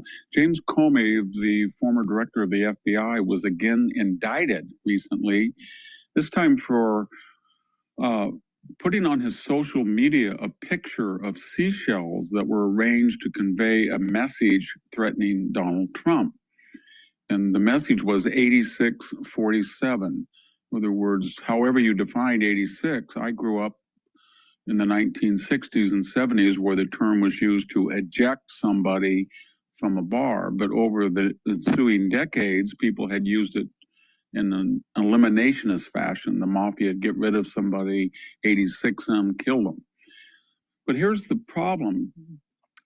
James Comey says that he was just walking along the beach and he happened to see this message and he didn't quite know what it meant. But why would he put something on social media if he didn't know what it meant? And how in the world would the FBI director, who's supposed to be all knowledgeable of all the terms that gangsters use or bars use, comes with the field, and he claims he didn't know what he was doing. But why would he do it in the first place? More importantly, we have had 3 assassination attempts of Donald Trump. So when you look at the case ostensibly, you say, well, what's so wrong in the free speech America just putting out a seashell message? Well, nothing is wrong if that's what it was, but we don't know what it was. In other words, we don't know to what degree he might have made the message, or he deliberately wanted to convey a message in a climate in which the President of the United States is in constant jeopardy of being shot, and he was the former FBI director. Now, most of our legal eagles, even left and right, agree that it's a weak case in the First Amendment. Under the First Amendment, it will be thrown out. But there's another wrinkle to it, and that is, we were told this was a week's, even a month-long investigation. Ostensibly, it doesn't take any time to investigate a seashell photo. All you do is look at it. Maybe you talk to his family or whatever, and the case, there's the evidence. But it seems as if they were subpoenaed personal tweets, I don't know, correspondence with his family and friends. The point of all that apparently is the DOJ is trying to see if he contextualized what he was doing. If he said something like, this is neat, I threatened the president with a vicarious method that kind of exculpates me, but it still gets the message. I don't know if that happened, but there's something more to the case, because I don't think otherwise they would have brought it. Finally, this particular case may not go to trial. It may or may not, depending on what the investigation has found, but it's in a larger context. It's really disturbing.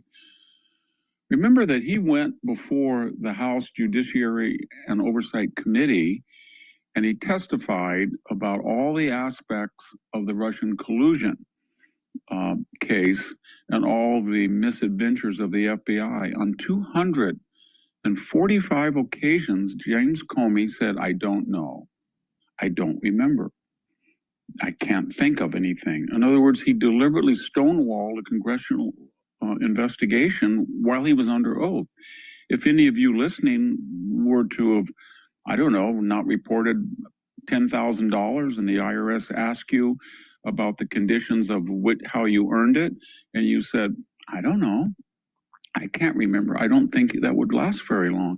In addition to that, you remember that he had a private conversation shortly before he was fired with the President of the United States. After that conversation was over, in which he claims that Donald Trump said, go easy on former national security designate Michael Flynn, and Trump says he explicitly asked him if Trump himself was the object of an investigation, which we know he was, and Comey had assured him that he was not. Comey went out and on an FBI pad, he memorialized that, at least his version. And then he deliberately took a third-party friend and gave him that message, that description of the conversation, with the sole intent to leak it to the New York Times. And then when the Inspector General, Michael Horowitz, looked at that, he claimed that a private conversation with the President of the United States covering some of the most intimate matters of governance was not classified. He said it was confidential. And so there were never any indictments lodged against James Comey for, on 245 occasions, not telling the truth, leaking what should have been a classified document that the government owned and he took out himself. He did not put it in the FBI filing system. He took it, as he said, kind of an insurance policy, and then he deliberately leaked it to the New York Times. I could add a couple of epilogues to the James Comey story. In addition to all this, you got to remember that he was the architect of Operation Crossfire Hurricane. The FBI hired Christopher Steele as a contractor and paid him money, even though that they even according to the testimony of FBI investigators, they could not corroborate much or most of the Christopher Steele dossier. They couldn't. And yet they used that dossier by the testimony of Andrew Comey's successor. They used that dossier to get FISA warrants against U.S. citizens. An erroneous document was used to what? Confuse the judge as if there really was some type of Russian collusion, and therefore they had a right to spy on people like Carter Page. And then we get back to the 2016 election when Hillary Clinton used a private home-brewed server, against the law to do that. If you're Secretary of State, might have been a misdemeanor, might have been a felony, but depending on how it was interpreted. Number two, her husband, Bill Clinton, met the Attorney General of the United States, Loretta Lynch, kind of on an accidental private plane rendezvous at the Phoenix airport, right in the middle of this investigation of Bill Clinton's wife. Then we also learned that when these emails were subpoenaed, they were destroyed by Hillary Clinton, and the servers themselves were destroyed. And Comey, and this is very interesting, Comey was the director of the FBI. He was not the Attorney General, but he took on the role of both FBI Director Investigator and Department of Justice prosecutor to adjudicate himself. In other words, he presents evidence to the Attorney General, who then adjudicates whether it's worthy to go to trial, and that person was James Comey. And of course, he said that while Hillary had broken the law, no normal prosecutor would have furthered the case and brought her an indictment. What am I getting at? I don't know to the degree which the DOJ will be able to file an indictment that sticks and will have an actual trial. But that said, what James Comey did to the FBI in numerous occasions was a betrayal of his office and a betrayal of the United States. And just to finish, he was not an isolated case. Robert Mueller, his predecessor, testified before the House committee and said he did not know much at all about the Steele dossier. The Steele dossier was the sole catalyst that prompted his appointment as special counsel.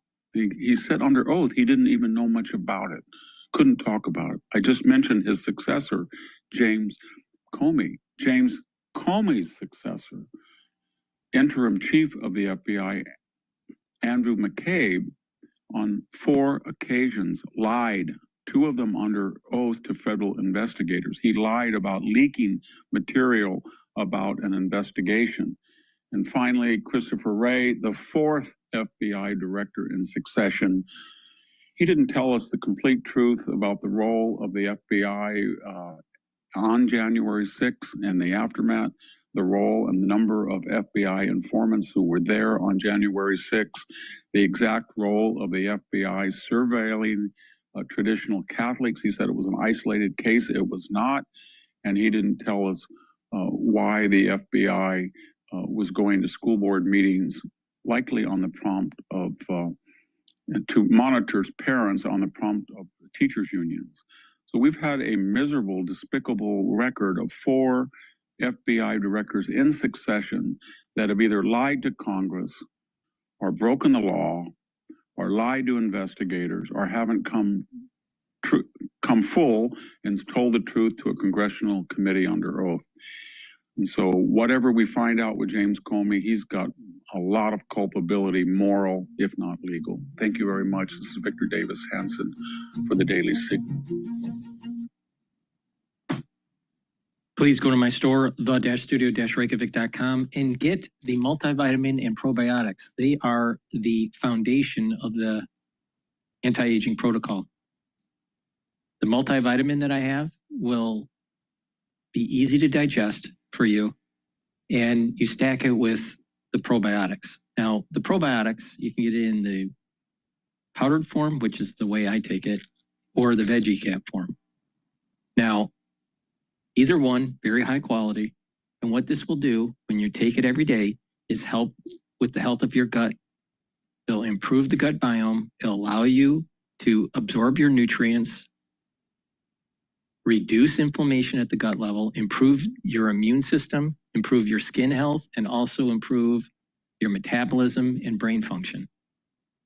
Good health starts at the gut. It's really important to take a good probiotic every day. So please go to my store and get the Veggie Cap version of the probiotic or the powdered version of the probiotic and stack it with the multivitamin that I have on my store. It's easy to digest and it gives you all the nutrients you need to start that foundation. Then you add to that foundation. That's the first pillar is the Max 35 or cleanse to boost up the innate immune system. The second pillar is C60 to soak up free radicals. The third pillar is the turmeric, the ashwagandha, and lignans to help with your immune system and cardiovascular system. And Boomer Boost to rev up your energy levels and metabolism. It's a very strong, very powerful anti-aging protocol that's affordable. Structural nano silver soap that I have in stock, peppermint, very high quality. It'll help the health of your pores for your skin, and it helps to neutralize. Why? Because it's made from structural nano silver. Myotrol, super important to take if you're 40 years of age or older. Why? Because it will help with the gene expression to build muscle and maintain muscle. It'll reduce atrophy. If you're an athlete, younger or older, you'll also benefit from Myotrol because it'll help you to build muscle for your sport. This has polyphenols, flavonoids, and lignans to help with the gene expression to build muscle and maintain muscle. Clarity Factor, very powerful neurostack to improve your brain function. It gets rid of that brain fog, allows you to concentrate, and if you take this regularly and you drink it with filtered water, what's going to happen is over time, you're going to have positive neuroplasticity. You'll have more dendritic connections between your neurons, and your neurons will be firing faster, you'll be thinking faster, you'll have better memory. Taking Clarity Factor is super important to improve your brain function. So please go to my store, the-studio-reykjavik.com. If you spend $100 or more, you get a free gift until supplies last. Please use discount 5, all caps, discount 5, and you get $5 off any order. You can use that discount as many times as you want.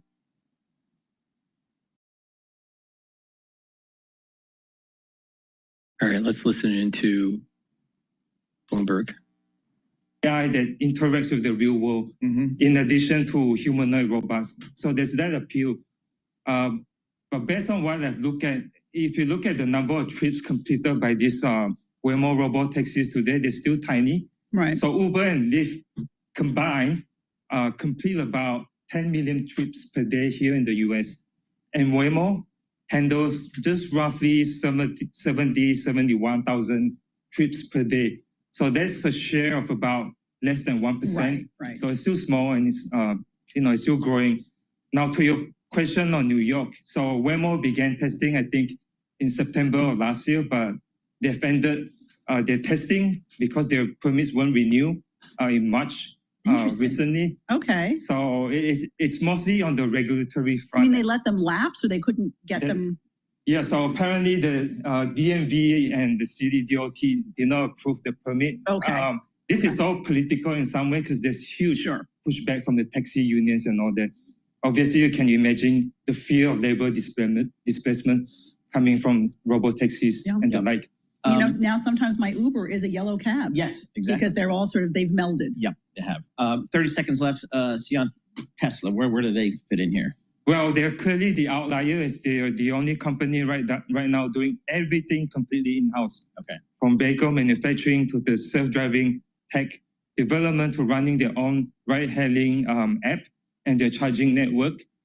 But again, I'd like to look at all of these companies based on two key metrics, number of cities and their fleet size. So for Tesla, today, I think they are only operational in 3 Texas cities with a fleet size of 60 vehicles, as opposed to Waymo, which has about over 3,000 vehicles, and they are live right now in 11 cities. Yep. All right. So we'll stay on still top too of it. early to call the rest, I guess. I did it. I'm on the cutting edge of technology. Xian Huang, thank you so much for joining us here. He's from BNEF. He's the analyst covering autonomous vehicles. And we'll see. I don't. At 4:40 every morning, I get in a car with some dude I've never met before. And you trust him? I don't know. I mean, I guess how's it any different from you make a good computer? point. And I kind of get here. S&P up 52 points. The Dow up 245. The Nasdaq up 230 points. That's 0.9% of 1%. We'll have more coming up. This is Bloomberg. Good morning.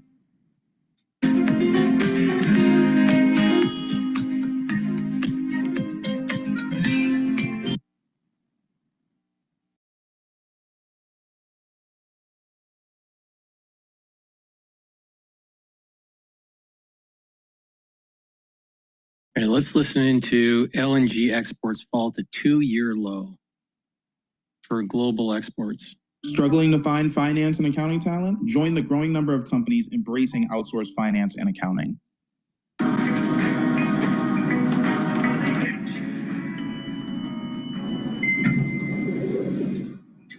That's a very good question. I think in a few weeks ago, they tried to pass through the Strait of Hormuz, negotiating directly potentially with Iran at the time when Iran wanted to start this new system, this new equation of a tolling boost system. And so some countries were ready to play the game. And what the US blockade did was to delegitimize and negate this new equation. I think right now, Qatar might try to have this safe passage. I think some countries will wait to see that it's really secure, especially for tankers, commodity tankers that are more expensive. I think they will still wait a little bit. Help us with Arabian risk, I should say. Who is on Qatar's side? Is it Saudi Arabia is linked to Doha versus the UAE? Explain that politics. So I think Qatar has been the closest Gulf countries to Iran. And that has been very different than Saudi Arabia or the UAE. I did not know. Because Qatar and Iran are sharing the world's largest gas field. And Qatar has always depended on Iran also for the Strait of Hormuz and has always taken a more a perspective of appeasement, negotiation with Iran.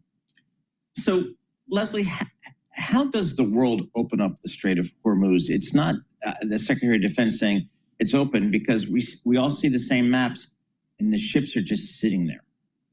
How do you actually open it up? How does that happen, do you think?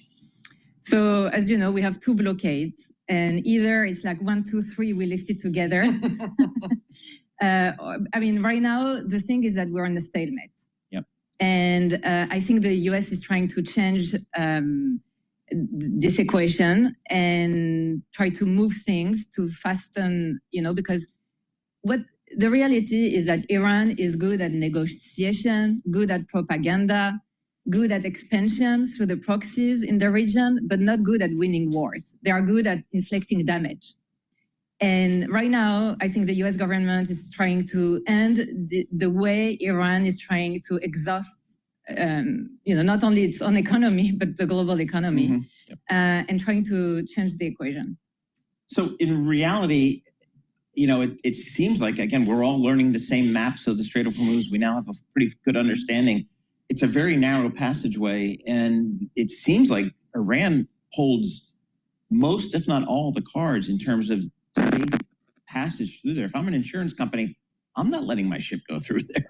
Yeah, I think eventually what the US is hoping is that other countries will join this kind of coalition. So the US is taking the leadership, and some courageous insurance companies and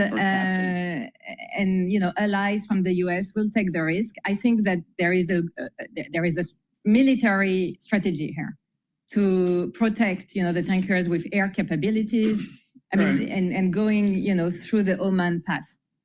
Okay, the Oman Pass, let's bring it back to the Secretary who has to deal with the politics, why the Chairman of the Joint Chiefs of Staff and Admiral Cooper and others have to deal with our military as well. Link natural gas and your expertise, Leslie Guzman, into how America really doesn't want to be in the war. America's joining what I think in Patrick McHenry's old congressional district, it's $4, $5 a gallon. In LA, it's $7 a gallon. Link the American reality into the geopolitics of the Gulf. Yeah. So I think luckily, the US is a large, one of the world's largest oil and gas producer now. So it means that the US is the most isolated right now compared to many other countries around the world. Doesn't mean that there is not a risk of inflation, higher gasoline prices.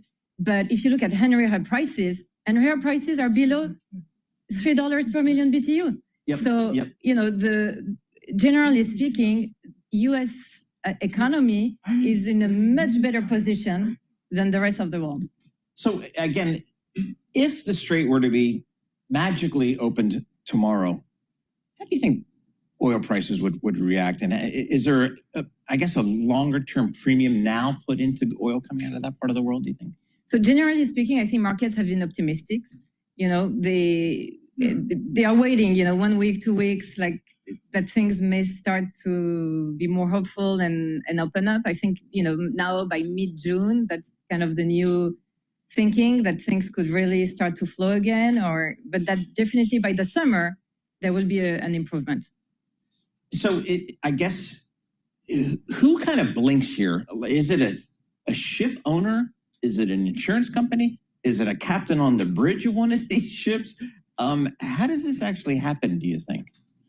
It's going to be a mix, but I think it's going to be countries, like allies from the United States that are going to show a good gesture and say, okay, we trust that we have the confidence to go.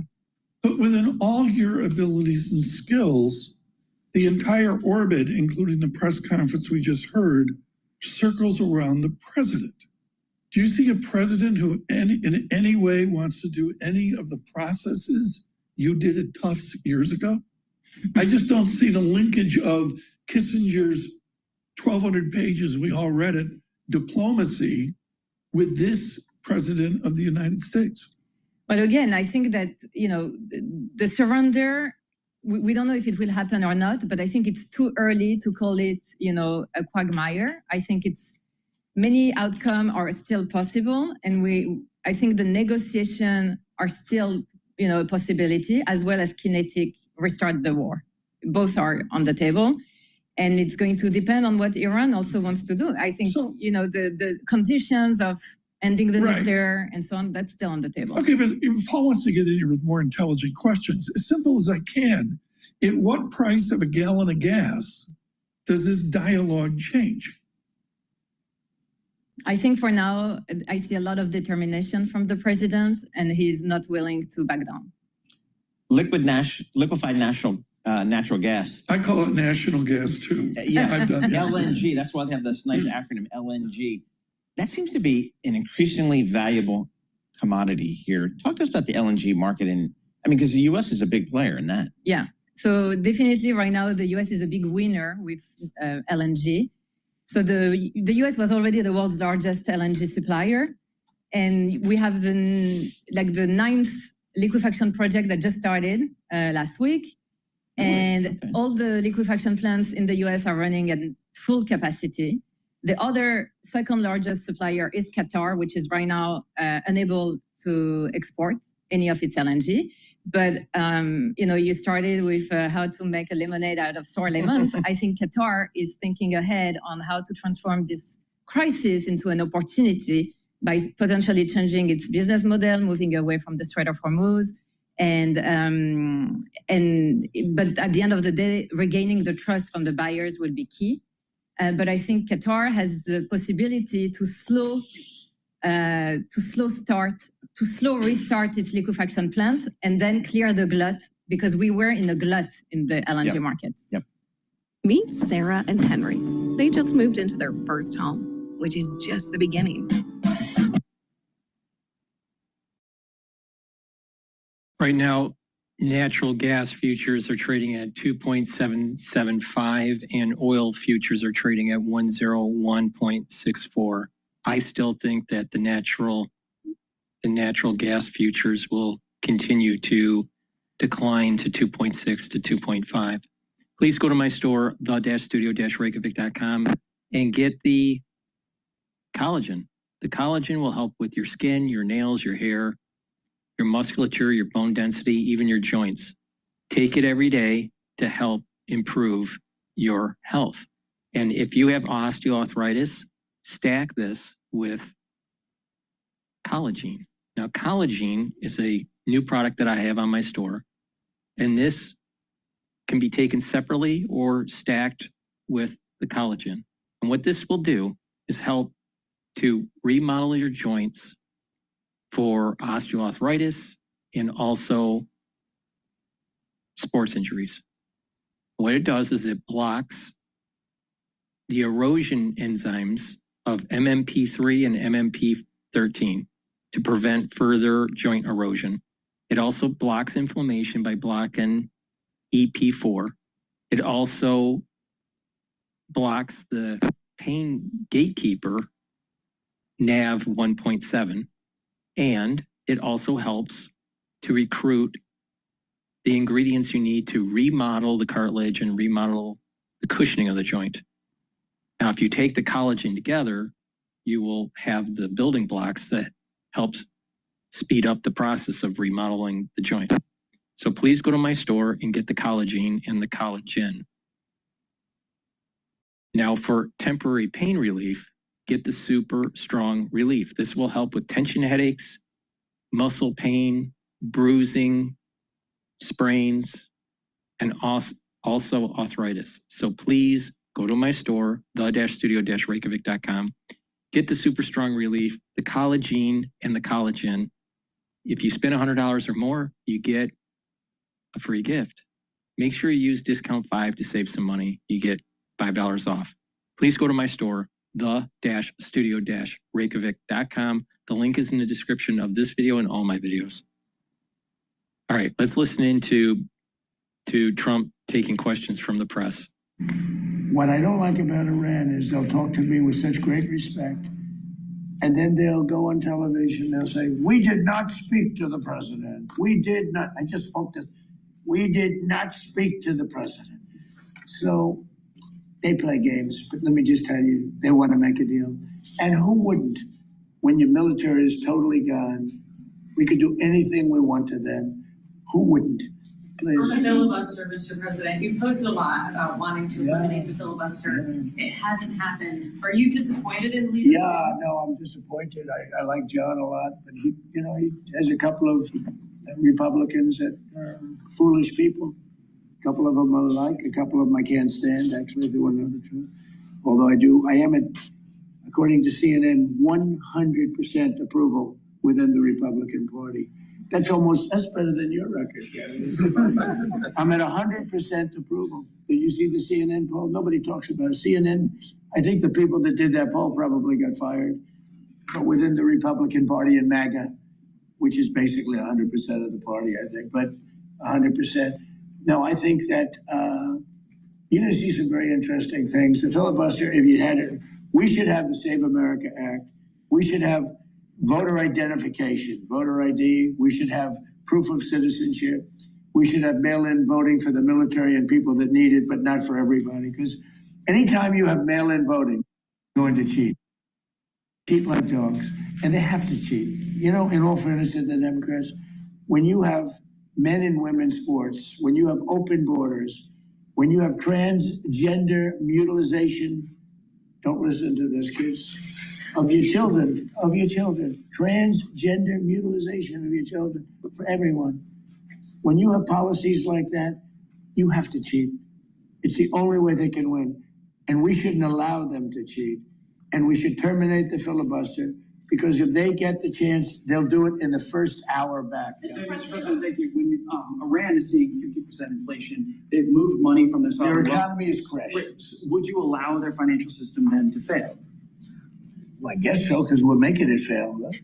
Is that what it takes? I hope it fails. Is that what it takes? You know why? Because I want to win. It takes getting pounded on by the military, I think, for more. But in addition to that, it is failing. You know, we have sanctions on them, tremendous sanctions. Scott Bessent's done a great job. We have sanctions that nobody's ever seen before. No, they're failing. Their currency is worthless. Their inflation is probably 150%. The real number is 150%. They aren't paying their soldiers. They can't pay their soldiers. The money is worthless.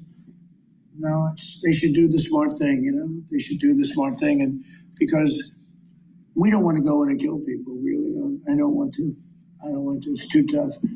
Great people. I know the people. I have so many Iranian friends from New York and from other places over the years. They're great people. I don't want to kill those people. Gas prices in the United States Is it possible that you can talk about that? Oh, wait, go ahead, finish. Yeah, gas prices in the United States are $1.48 cents a gallon. You said they would. Will Project They'll drop Freedom- lower than they were before. Will Project Freedom escorting those ships make that happen? Well, because so people don't realize some of these tankers hold two. One of them holds 4. I think it's the largest one in the world. That sucker is big. I've never seen anything like it. A ship. It's bigger than aircraft carriers, and yeah, it has a big impact. It's so much. You know, there are like 400 ships in there. 400. That in itself. Now, the best is when it ends and just neutralizes. But what's happening is people are learning to buy oil from the United States. I mean, they're making the trip, and they have safer. Probably it's a better product too, by the way. But they're learning to buy. They're changing their habits. So when I did this, I thought the market would go down 25%, and I thought that was a great deal if it did. If it went down 25%, I was satisfied. I said, because we cannot let these people have a nuclear weapon. They'll use it. We can't. I also thought oil would go up to 200, 250, maybe 300. And I knew it would be short term, but I thought it would go. I looked today, it's like at 102. And that's a very small price to pay for getting rid of a nuclear weapon from people that are really mentally deranged. Yeah. President, just on politics. The world is like, by the way, other presidents should have done this. 47 years they've been toying with these stupid people. In many cases, stupid people. This should have been done by Obama. He went the other way. He was giving them cash. He sent plane loads of Boeing 757, took the seats out and put green cash, 1.7 billion in the plane. Every bank in Virginia, DC, and Maryland was stripped of their cash. They took out all the cash from the banks. They put it into a plane, a Boeing 757 packed with cash, and they flew it to Iran, and they let these guys just, I don't know what the hell they did with it, but they took it and then gave them billions and billions of dollars and bribed them basically to be friends. And after giving them tens of billions of dollars, they screwed Obama, okay? That's not the way we play. No, we do it the old-fashioned way. And they should wave. They're very proud. Maybe you won't see a white flag, but essentially that's already what they are. They should wave the flag, the white flag of surrender. In hockey, they say, uncle, right? When are they gonna cry uncle? And they have another expression. If this were a fight, they would stop it. But you know, we have to go out and we have to do it. And it's very sad to see. Even shooting those boats, they've got 3, 4 guys. They got a little machine gun in front. They're shooting at one of our ships that's meant for it. It bounces, they don't even know they're being shot at. And then they take it out. All right, that was President Donald Trump. He's speaking at the White House at a signing proclamation and taking some questions. All right. Please go to my store, the-studio-reykjavik.com. Get the heirloom barley or the gladiator barley. It'll help to bring down inflammation, soak up free radicals, and help to detoxify your body. But you get one added benefit with the gladiator barley, and that is to build muscle. It's really important to take every day because by bringing down inflammation and soaking up free radicals and detoxifying, you're helping your immune system, your endocrine system, your cardiovascular system, your brain function. You get a lot of benefits from taking gladiator barley. You get a month's supply of gladiator barley or heirloom barley in this container. So please go to my store, the-studio-reykjavik.com. Again, heirloom barley and gladiator barley are similar, but you get one added benefit by taking the gladiator barley, and that's to build muscle. It's really important to detoxify your body regularly, soak up free radicals, and bring down inflammation. And by taking the heirloom barley and the gladiator barley, either one, you don't take them together, you're going to be able to recover after a workout quicker. And by bringing down inflammation, you're also helping your joint health. So please go to my store and get the barley, heirloom barley or gladiator barley. And you can take it separately, Boomer Boost, or take it with the gladiator barley or heirloom barley. Boomer Boost has 68 nutrients. It has a very comprehensive compound profile shown on the screen here. But you can see it on my website. You can take a look at the label in detail. But this is a very powerful supplement to slow down the aging process. What this will do is help with your musculature, help with your cardiovascular health, improve your brain function, rev up your metabolism, produce lots of energy, a steady supply of energy, no crashing. And by taking this regularly, you're helping your immune system and your endocrine system. And you can stack this in my protocol. And that protocol is multivitamin with the probiotic as the foundation.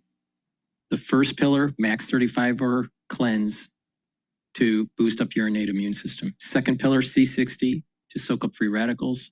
Third pillar, the turmeric, ashwagandha, and lignans to help with your cardiovascular health and your immune system. And Boomer Boost to rev up your energy levels and your cellular metabolism. But you get other benefits when you stack this. And that is you're improving the immune system and the endocrine system, helping with brain function, getting better blood perfusion, controlling your A1C levels, bringing down inflammation. It's really important. So please go to my store, the-studio-reykjavik.com. Get the Boomer Boost. You can take it separately, or you can stack it with the combo that I just mentioned, or you can stack it with the gladiator barley and the heirloom barley with the Boomer Boost. So please go to my store, the-studio-reykjavik.com.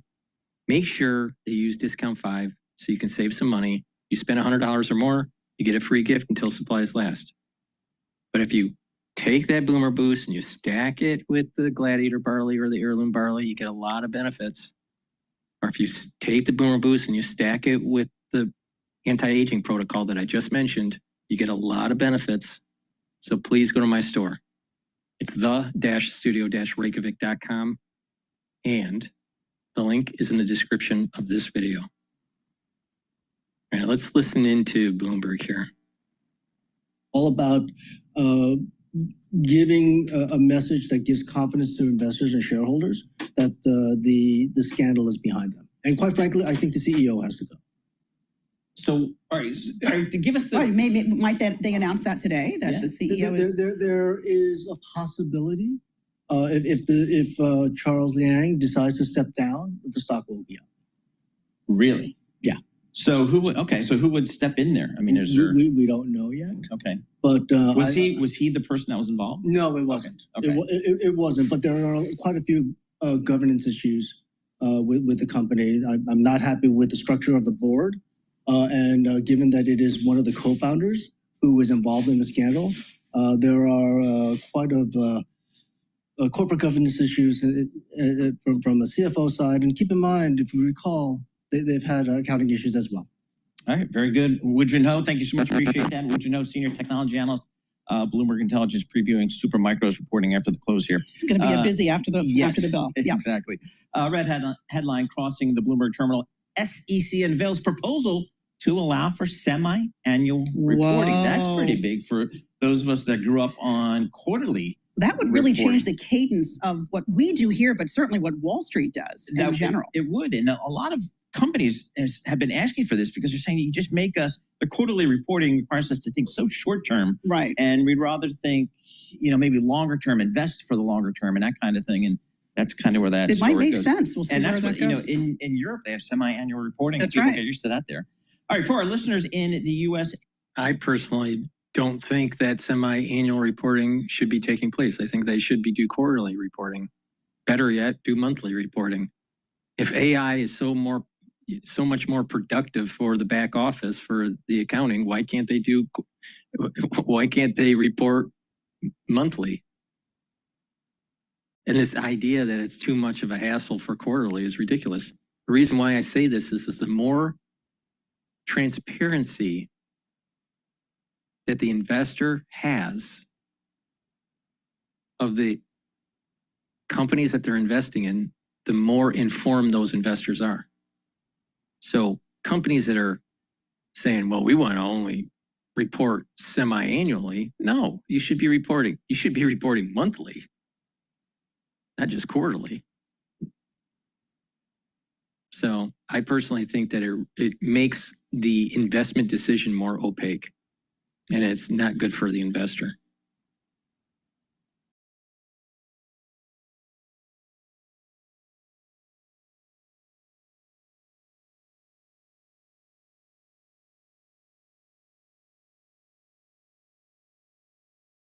All right, let's listen into,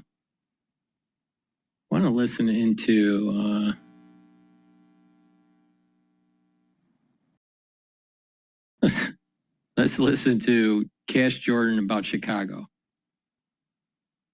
The best part about Russell Stover sugar-free candies: no sugar, great taste guaranteed.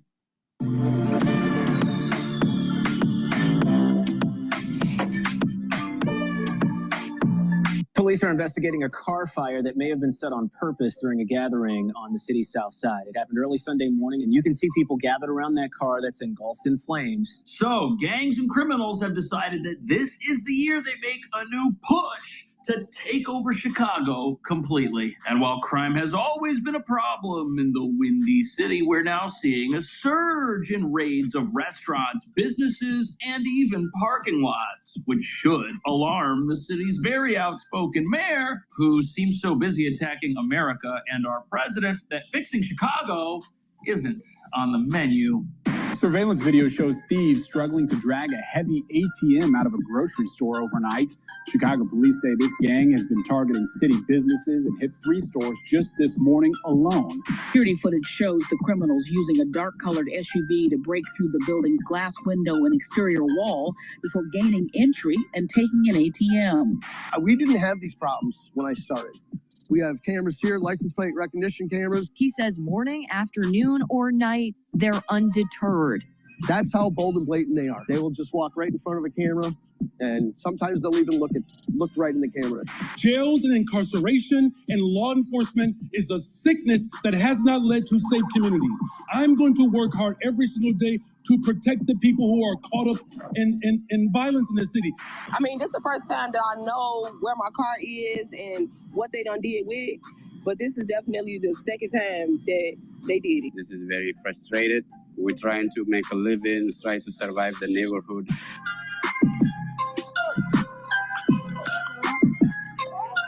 So while crime is taking over Chicago, look at this. The schools are busy radicalizing the students. And what nobody's talking about is even though lawlessness here is through the roof, it's likely going to keep heading in that direction.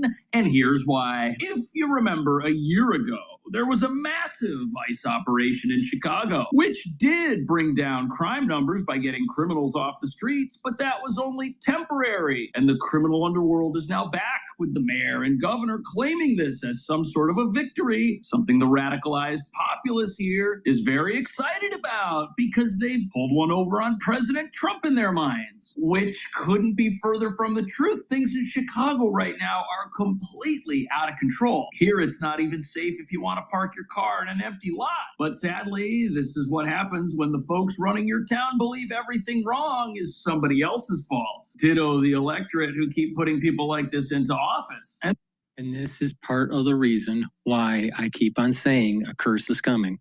Because when you erode God, country, and family, when you erode the foundation of the Enlightenment with life, liberty, and property rights, you no longer have a civilized society. And if you want to be honest, when you look at the society you live in, for most people, they would have to say that the majority of the people around them are animals. Result in ends up being a revolving door system that protects a precious criminal element. Because you see, these folks aren't criminals at all. Instead, they're victims of an evil, unfair country which was founded just to exploit people in their minds, which is why they blame America for problems they could deal with but won't. And that brings us to the real reason Chicago is headed in the wrong direction and is going to keep heading that way. As a place becomes more and more lawless, what happens is the law-abiding, they don't like this, so they leave. And who stays? People that don't have a problem with it. The law-abiding will not put up with this. They don't want their cars stolen. They don't want their restaurants and businesses getting plundered. They don't want gang activity and fugitives taking over intersections. But after they're gone, the only people who are still here are the ones you see wreaking havoc all across town, because none of these criminals are ever faced with a law enforcement consequence for any of this behavior. I wonder why. I wonder why that is. Jails and incarceration and law enforcement is a sickness that has not led to safe communities. I'm going to work hard every single day to protect the people who are caught up in violence in the city. Right. So law enforcement, big sickness, huge problem. That's the reason Chicago is such a rotten place. We've got too much law enforcement. Meanwhile, these It's not the law enforcement that's the issue. It's the people breaking the law that's the issue. I mean, this is the problem with this upside down logic. Societies are starting to crumble. And because of this inner fighting at the city level, there's going to be a curse. And guess what? Mankind deserves the curse.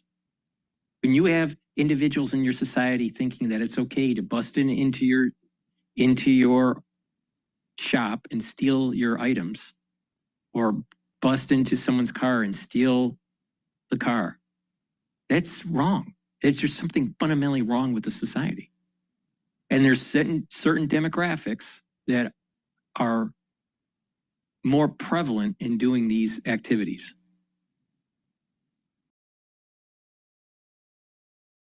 They weren't raised properly. You need God, country, and family in a society to have it stable. If you have those pillars eroded, then you no longer have a functioning society. If you have affinity for country, you're not going to be stealing from your neighbor. But not just that, if you have an affinity for God, one of the 10 commandments, thou shalt not steal. And when you have an affinity for your family, well, guess what? You'll want to behave in a certain way so the youth will be raised properly to be productive citizens. Now, nothing that's happening in Chicago that Cash Jordan's talking about right now shows that they have strong affinity to the 3 pillars. It's a major problem. So a curse is coming. A curse is coming. Journalists, they figured something out about the mayor that he didn't want anyone to know. Watch this. Say that law enforcement is a sickness when you yourself have over 150 sworn police officers on your detail. What do you say to these people, and will you ask your 150 sworn police officer CPD detail to stand down if you and your wife Stacy are? Here's what I've said. That the addiction on jails and incarceration and the addiction of militarism, it is an evil. I guess the mayor is suffering from the sickness of law enforcement because he's got quite a few police officers on his detail. It's costing quite a lot of money. And now those police can't go out and stop any of the crimes we're about to witness. They put the plate down like it's a piece of art. They make me feel that way.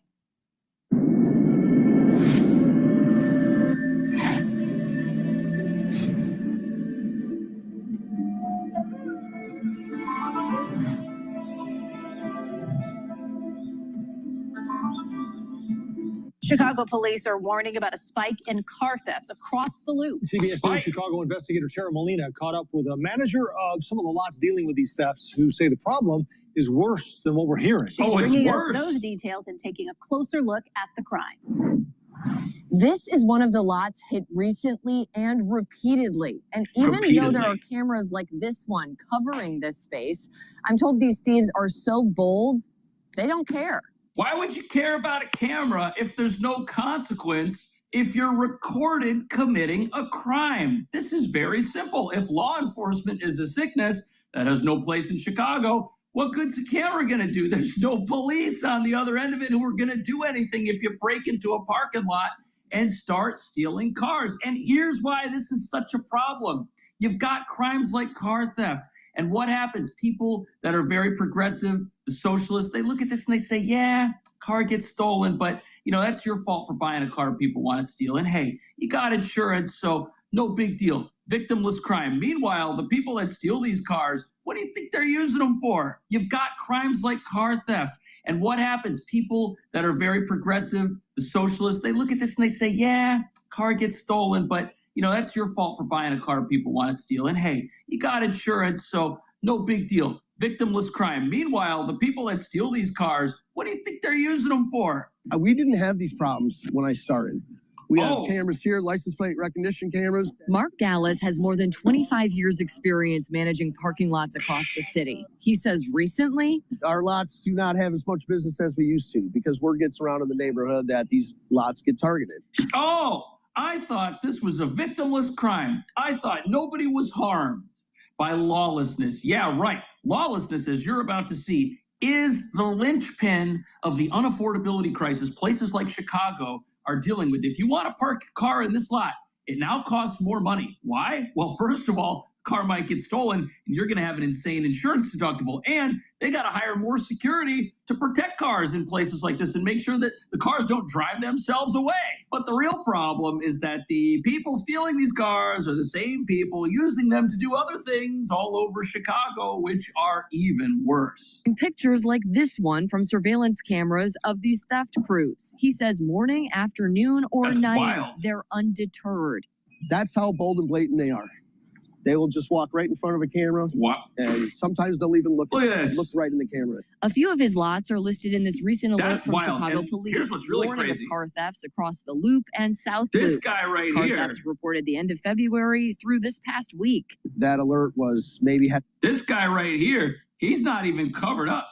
He doesn't even care if he gets spotted. He was spotted. Have we heard about him getting arrested? No. And I also love how the sign here says, don't be a victim of car theft, as if it's the fault of the victim for having their car get stolen. It's the fault of the criminals that these vehicles are getting stolen. It's not the fault of the law-abiding, that what they had was taken away from them suddenly without warning by people who should be in jail and aren't. That's the fault of the local government and the people voting for these politicians who see every single criminal out there as a victim. But now it's time that we ask ourselves, what do the actual victims of these crimes think about all this? What appeared to be an overnight crime spree, crash and grab thieves appeared to have targeted at least 3 businesses around Chicago, including this gas station here at 71st and Ashland. It's where surveillance video shows the criminals in action. So as I was going in the back, I heard a ram boom. It unfolded around 4:50 this morning in the city's Inglewood neighborhood. That's where thieves first broke into a BP Amoco gas station at 71st and Ashland. Yeah, I was shocked because this is a business store right here and everything. People come in, different rates. The security footage shows the criminals using a dark-colored SUV to break through the building's glass window and exterior wall before gaining entry and taking an ATM. Now, let me ask you a question.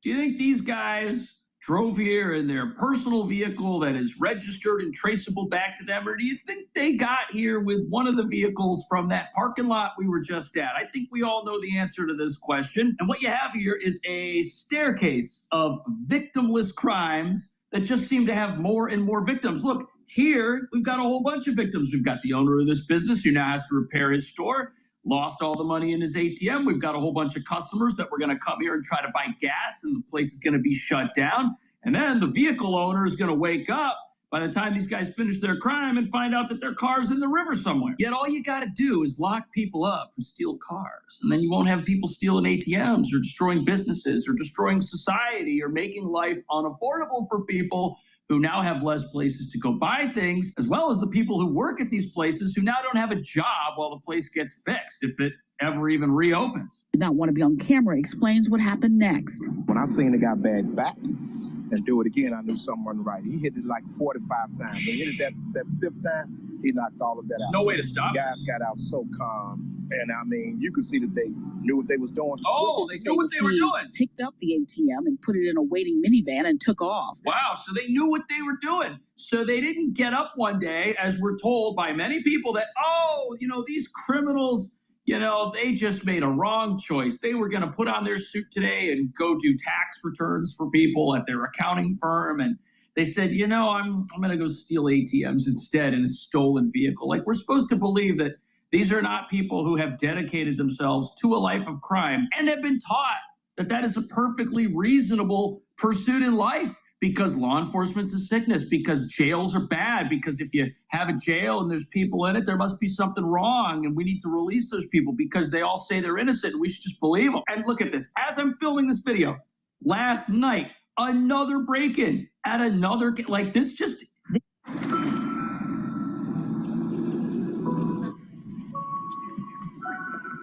This is the third time this business has been hit in 2 years. The co-owner says this time thieves broke through a tall glass window, causing tens of thousands of dollars worth of damage, and it was all caught on camera. Tens of thousands of dollars. This is the reason why there's a curse coming. This is the relationship within a society starting to break down. And it's because of socialism. It's because of a post-modern philosophy that anything goes. That's relative. Everything's relative. It's relativism. No. Our constitutional republic is on the foundation of the Enlightenment. When you have a society that's not enlightened, you're going to lose your constitutional republic. It's that simple. And most of the people that are doing this are black. Now, oh, that sounds racist. No, those are the facts. Please go to my store, the-studio-reykjavik.com, and get the Cleanse or the Max 35. Now, the Max 35 is 35 parts per million. Cleanse is 30 parts per million. This will help to boost up your innate immune system. You take a teaspoon a day every day, swish in your mouth, gargle about 20 seconds, and swallow. What this will do is neutralize and help improve your oral cavity and your oral pharynx, maintain your mucosal barrier, and help the health of the epithelial cells. Super important. I've been doing this protocol for over 6 years, a teaspoon a day, every day. Every day. Now, if you have the common cold, or you're going through, you know, the cold season, and you're around people that are not feeling so well, take a tablespoon. Do the same thing. Swish it in your mouth, gargle about 20 seconds, and then swallow. It's really important to maintain good oral hygiene and help the health of your oral pharynx and boost up that innate immune system. So please go to my store, the-studio-reykjavik.com. And with good oral hygiene, you're also helping with your cardiovascular health. A lot of people don't realize that poor oral hygiene will lead to valvular disease and cardiovascular disease. It's not the only reason for cardiovascular disease, but bad oral hygiene does cause problems with your vascular system. So please go to my store, the-studio-reykjavik.com. So let's continue on what Cash Jordan is talking about here. Thievery. You have people in your society. It's happening a lot in New York. He's focused on Chicago right now. But I'm sure no matter where you're watching in the United States, I'm sure you're having theft issues in your city. In New York, you can't even go to a CVS or Walgreens without having to push a button because all of the items are behind plexiglass. Why? Because there were so many people in New York stealing and trying to sell them online, the items. And again, if you have an affinity to God, country, and family, you wouldn't be doing that. Because if you have an affinity to some sort of religious belief system, you wouldn't steal from people. If you care about your country, you wouldn't do things that erode your society. And if you cared about your family, you wouldn't be stealing. Why? Because if you have a society where a bunch of adults are stealing, then the kids are going to do the same thing as the adults. And there are many people that look at our society now that 80% of the people out there are animals. They don't have a code of conduct that is acceptable for a modern society. They're animals. You got to treat them like animals. But we have politicians that want to give them another chance, a second chance, a third chance, a fourth chance, a fifth chance. No. No. It's a big problem in New York. It looks like a big problem in Chicago. I haven't been to Chicago in decades. But the thing is that things are bad in the country. You have a lot of people that are lawless. You have a lot of people that feel as though it is their right to do these things. And when you have a society like that, it's going to be dysfunctional. People aren't going to trust people. And there's going to be a curse that's coming to this world. Do you think that our prosperity we deserve? Look at your neighbor. Look at the people that are living in your community, especially if you're in an urban setting. Can you honestly believe that your society should be blessed? Most communities, the answer is no. If you really want to be truthful about the situation, 80% of the people out there are animals.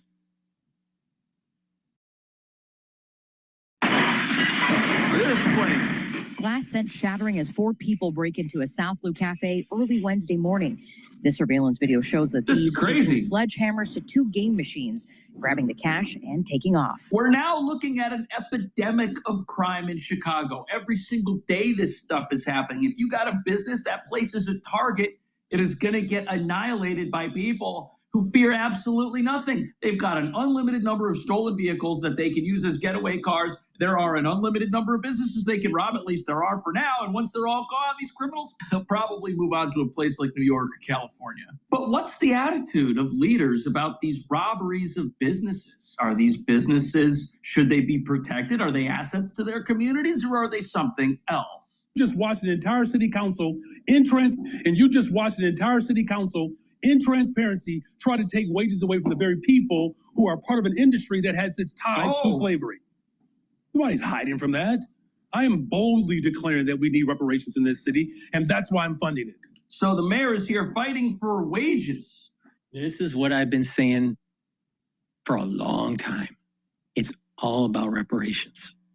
See, if you have a relativistic society, if you want to destroy meritocracy, then it is easier to roll in reparations. Now, there is no black living today. It is has a direct effect of slavery in the United States. Not one black alive today has any connection to slavery before the Civil War. Not one. Because if you were, you would have been the oldest person ever to live. Secondly, why is it that other people should be paying for your stuff just because you couldn't get your shit together? Oh, this is the remnant of racism and colonialism and all this stuff. Well, wait a minute here. Way back in the day when slaves were being sold, it was the clan leader or the king of the region in Africa that actually sold their people. But not always, but that was the case. And if you don't like America, why are you staying here? Why don't you just go back to Africa? Oh, what it is that they're pushing for reparations. And this is part of the socialist mentality to erode our Constitution, to erode the idea of property rights. Remember, the Enlightenment is about life, liberty, and property rights. And we have a constitutional republic. But if you erode those property rights, you no longer have a constitutional republic, you have a democracy. And when you have a democracy, mob can rule. And under a democracy, you can get a one-party system. Under a constitutional republic, there's checks and balances. There are provisions within the Constitution to protect the property. He wants to erode that property. He wants to erode the Enlightenment. He wants to erode our Constitution. That's what's at stake here. Still think that we're blessed? We should be blessed? Conservatives need to push back on this. The Black constituency that's pushing reparations should not be able to move forward with this because it is against the Enlightenment. It is against our Constitution. Our Constitution is predicated on property rights. He wants to erode that. Listen to Mondani. Mondani wants to erode your property rights because he can't budget. He can't actually do a balanced budget. And he wants to give freebies to everybody. But a tributary off of those freebies is reparations. Why should Blacks get reparations when they're going in and breaking into stores and stealing things? Or stealing cars, causing crime. Why? It's an animal. That's what an animal does when they don't have ethics. When they don't abide by a rule of law. That's an animal.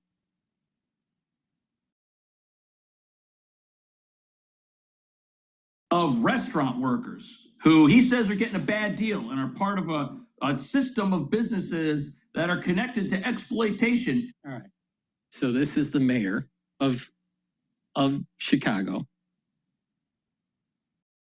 Chicago's Democratic mayor, Branson Johnson, stated restaurants have historical ties to slavery. What? What? See, all the Blacks out, not all the Blacks, many Blacks out there, they're tying their life to this, like, well, their great-great-grandmother was a slave. Well, you weren't. What about all the people that immigrated to the United States after the Civil War? Are they at fault? Why should they be taxed for reparations? This reparation thing is a give me. And when they get something, then they'll burn down the town again and ask for more. It'll never be enough. Trust me, it'll never be enough. All right. So historical ties to slavery. So they owe reparations. See? And it will be a slippery slope when more and more people buy into this BS. Your favorite diner, pizza joint, or steakhouse is now slavery adjacent. Slavery adjacent? They're even making up crap. Slavery adjacent? Giving businesses another reason to flee his city. You know, the problem here is the society will degrade and there's going to be a curse that's coming. And this curse is not just going to be in Chicago or Detroit or New York. It's going to be worldwide because of the infighting of religions, the infighting of races, the infighting of citizens, the infighting within a religion between observant and non-observant, between law-abiding citizens and non-law-abiding citizens. There's going to be a curse that comes down because we were not thankful for the prosperity that we've had for a long time. So you see someone like this, like the mayor of Chicago, screaming reparations, or maybe not even screaming and just like cordially hinting at reparations. You need to step up and say reparations. No. Why? There are many people that have immigrated to the United States post the Civil War. They have nothing to do with slavery pre-Civil War. Secondly, what about the people that actually fought on the Union side, that actually helped get slavery ended? Oh, there's institutional slavery, even post-Civil War. What about pulling up your pants, brushing your teeth, and going to work and learning something? Blacks dressed better before the welfare state. When the welfare state was instituted, blacks started dressing poorly, ghetto. Why is that? When you institute in your society meritocracy, you will get people to be more productive and more competitive and more law-abiding. But when it's a give-me state, when it's a nanny state, then what you're going to have is people will be less productive. They'll demand more from their officials. And the etiquette of the society will continue to go down. It's totally unacceptable for reparations. Why? Why should someone take from someone else when they had no direct link to slavery? And not only that, what did Lincoln say during the Reconstruction effort post-Civil War? The South wasn't going to have to pay for reparations for the war. So they can be integrated back into the federal government, and that they'll be able to rebuild.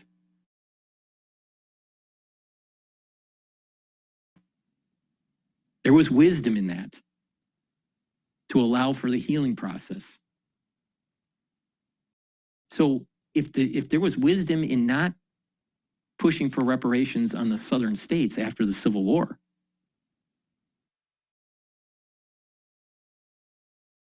then there should not be reparations for blacks because of slavery. No, but they don't want to tell you that. They don't want to use the wisdom of Lincoln. Now think about how many nonprofits that were fleecing American taxpayers with the government grants, and they were run by blacks. Think about that. What about what was going on with Tish? The district attorney in New York. She didn't pay her taxes properly. She was doing tax fraud on income dealing with multiple properties and mortgage fraud. And because of our DOJ not doing their job properly, she got off because of a technicality. These people are ripping off the American taxpayer. And they're going to continue to push for reparations. Now, they can't do it so much right now. Why? Because the Republican Party is in control of the Senate, the House, and the White House. But what happens when it's reversed? What happens when the Democratic Party, that's run by ultra-left nuts, are controlling the Senate, the House of Representatives, and the White House? It's going to be dangerous. It's going to be really dangerous. And there's going to be a big push for reparations. And then non-blacks are going to have to pay more, while blacks are going to end up having your property. It's a slow taking away your property by taxing you more. It's the same thing that's happening in New York, but it's hidden. People that are rich, they're going to have to pay more. But we got to have all these social programs, and we're not going to cut anything in New York. How's that any different? Non-blacks are going to be paying more because of reparations. When the Democrats take power in the federal government and at the state level, pushing for reparations. And if you think this is not taking place, that I'm just speaking in hyperbole, you're not paying attention. Local officials are saying this on a regular basis. More than a year ago, about a year and a half ago, there was a study that was going on with Hochul, Governor Hochul in New York, talking to consultants and lawyers on how to implement reparations.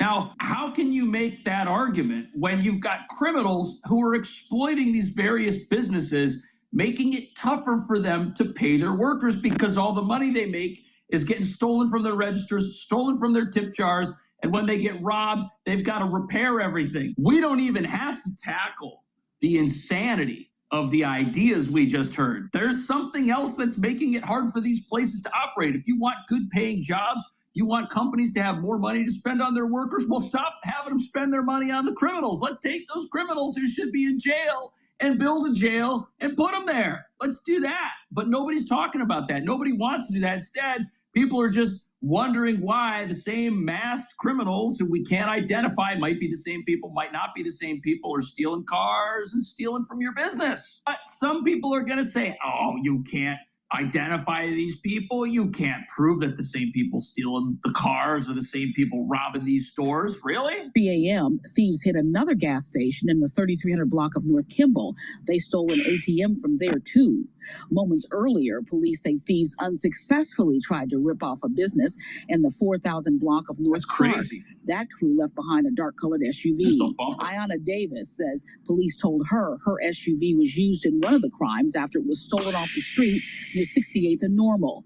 Despite the damage to her Jeep, she's just happy to get her vehicle back. Terrible. This is the second time it happened. Time. The second time it happened. I mean, this is the first time that I know where my car is. That's terrible. This is the second time her car's been stolen, and then you. And it was probably black on black crime. She's probably a hardworking, probably has a kid, single mother. That's the typical demographic in the region. And she has this happen to her. This is what I mean about the interfighting within societies. There's a big curse coming, and it's going to start on 9/11/2026.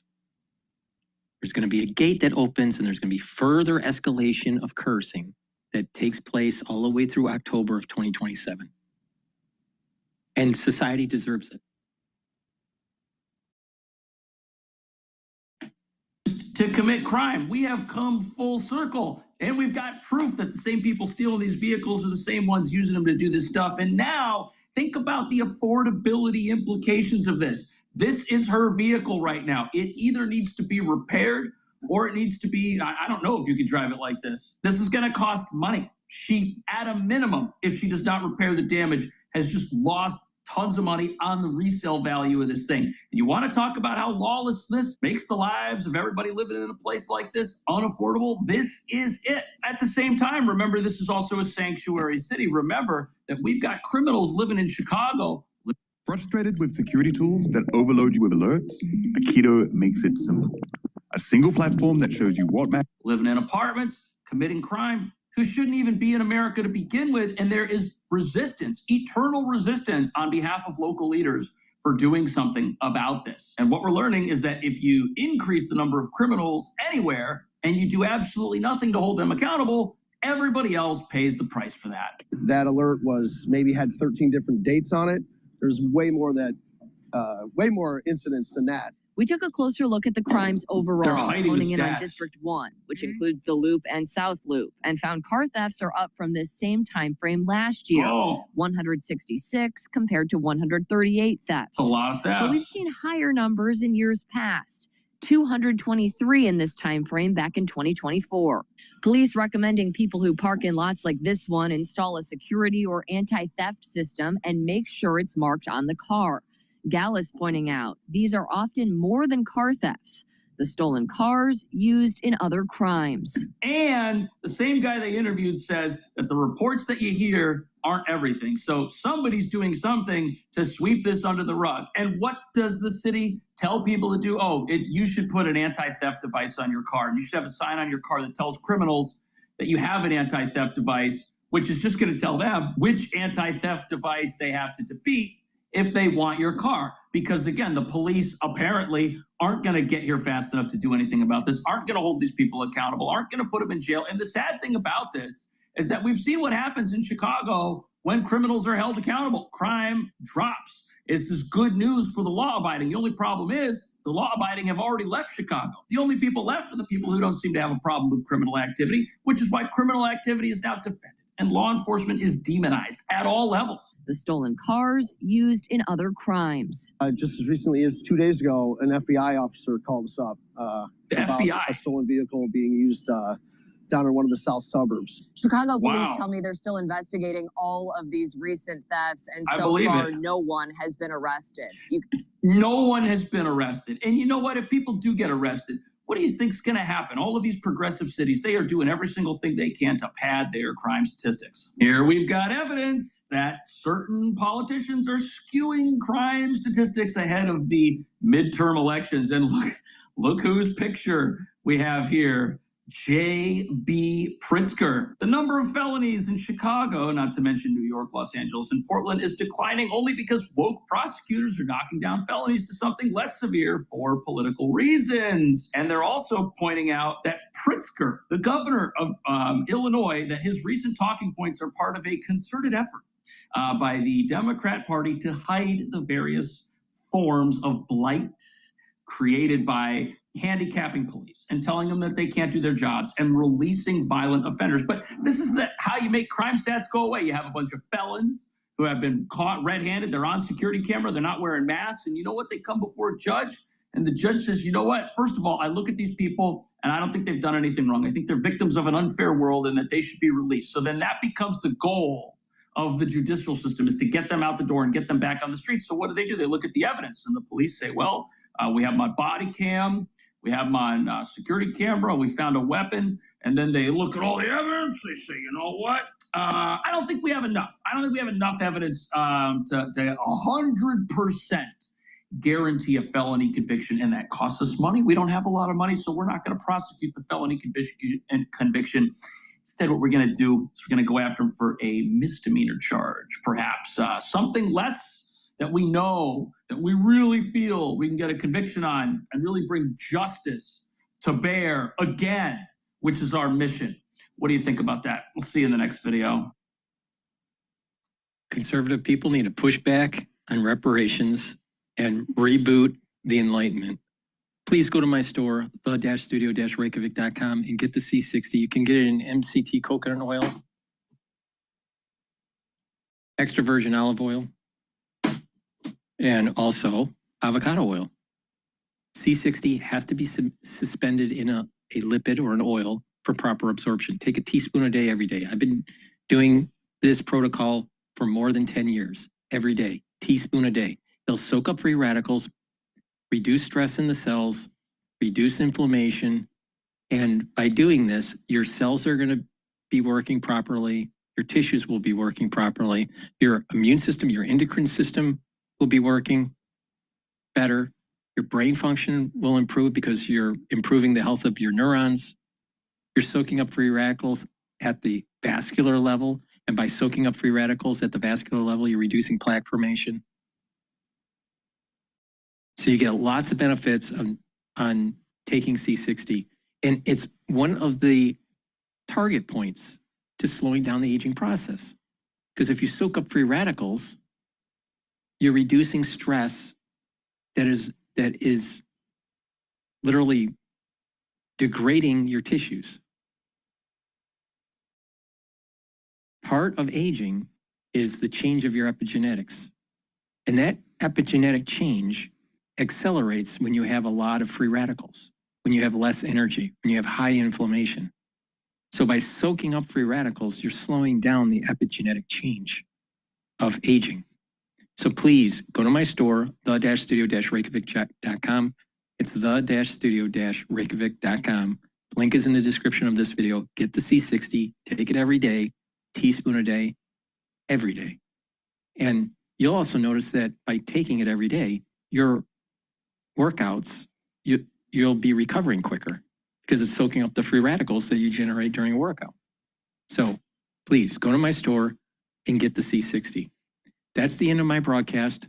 Thank you very much for watching the live stream. I will be also releasing this on all the channels.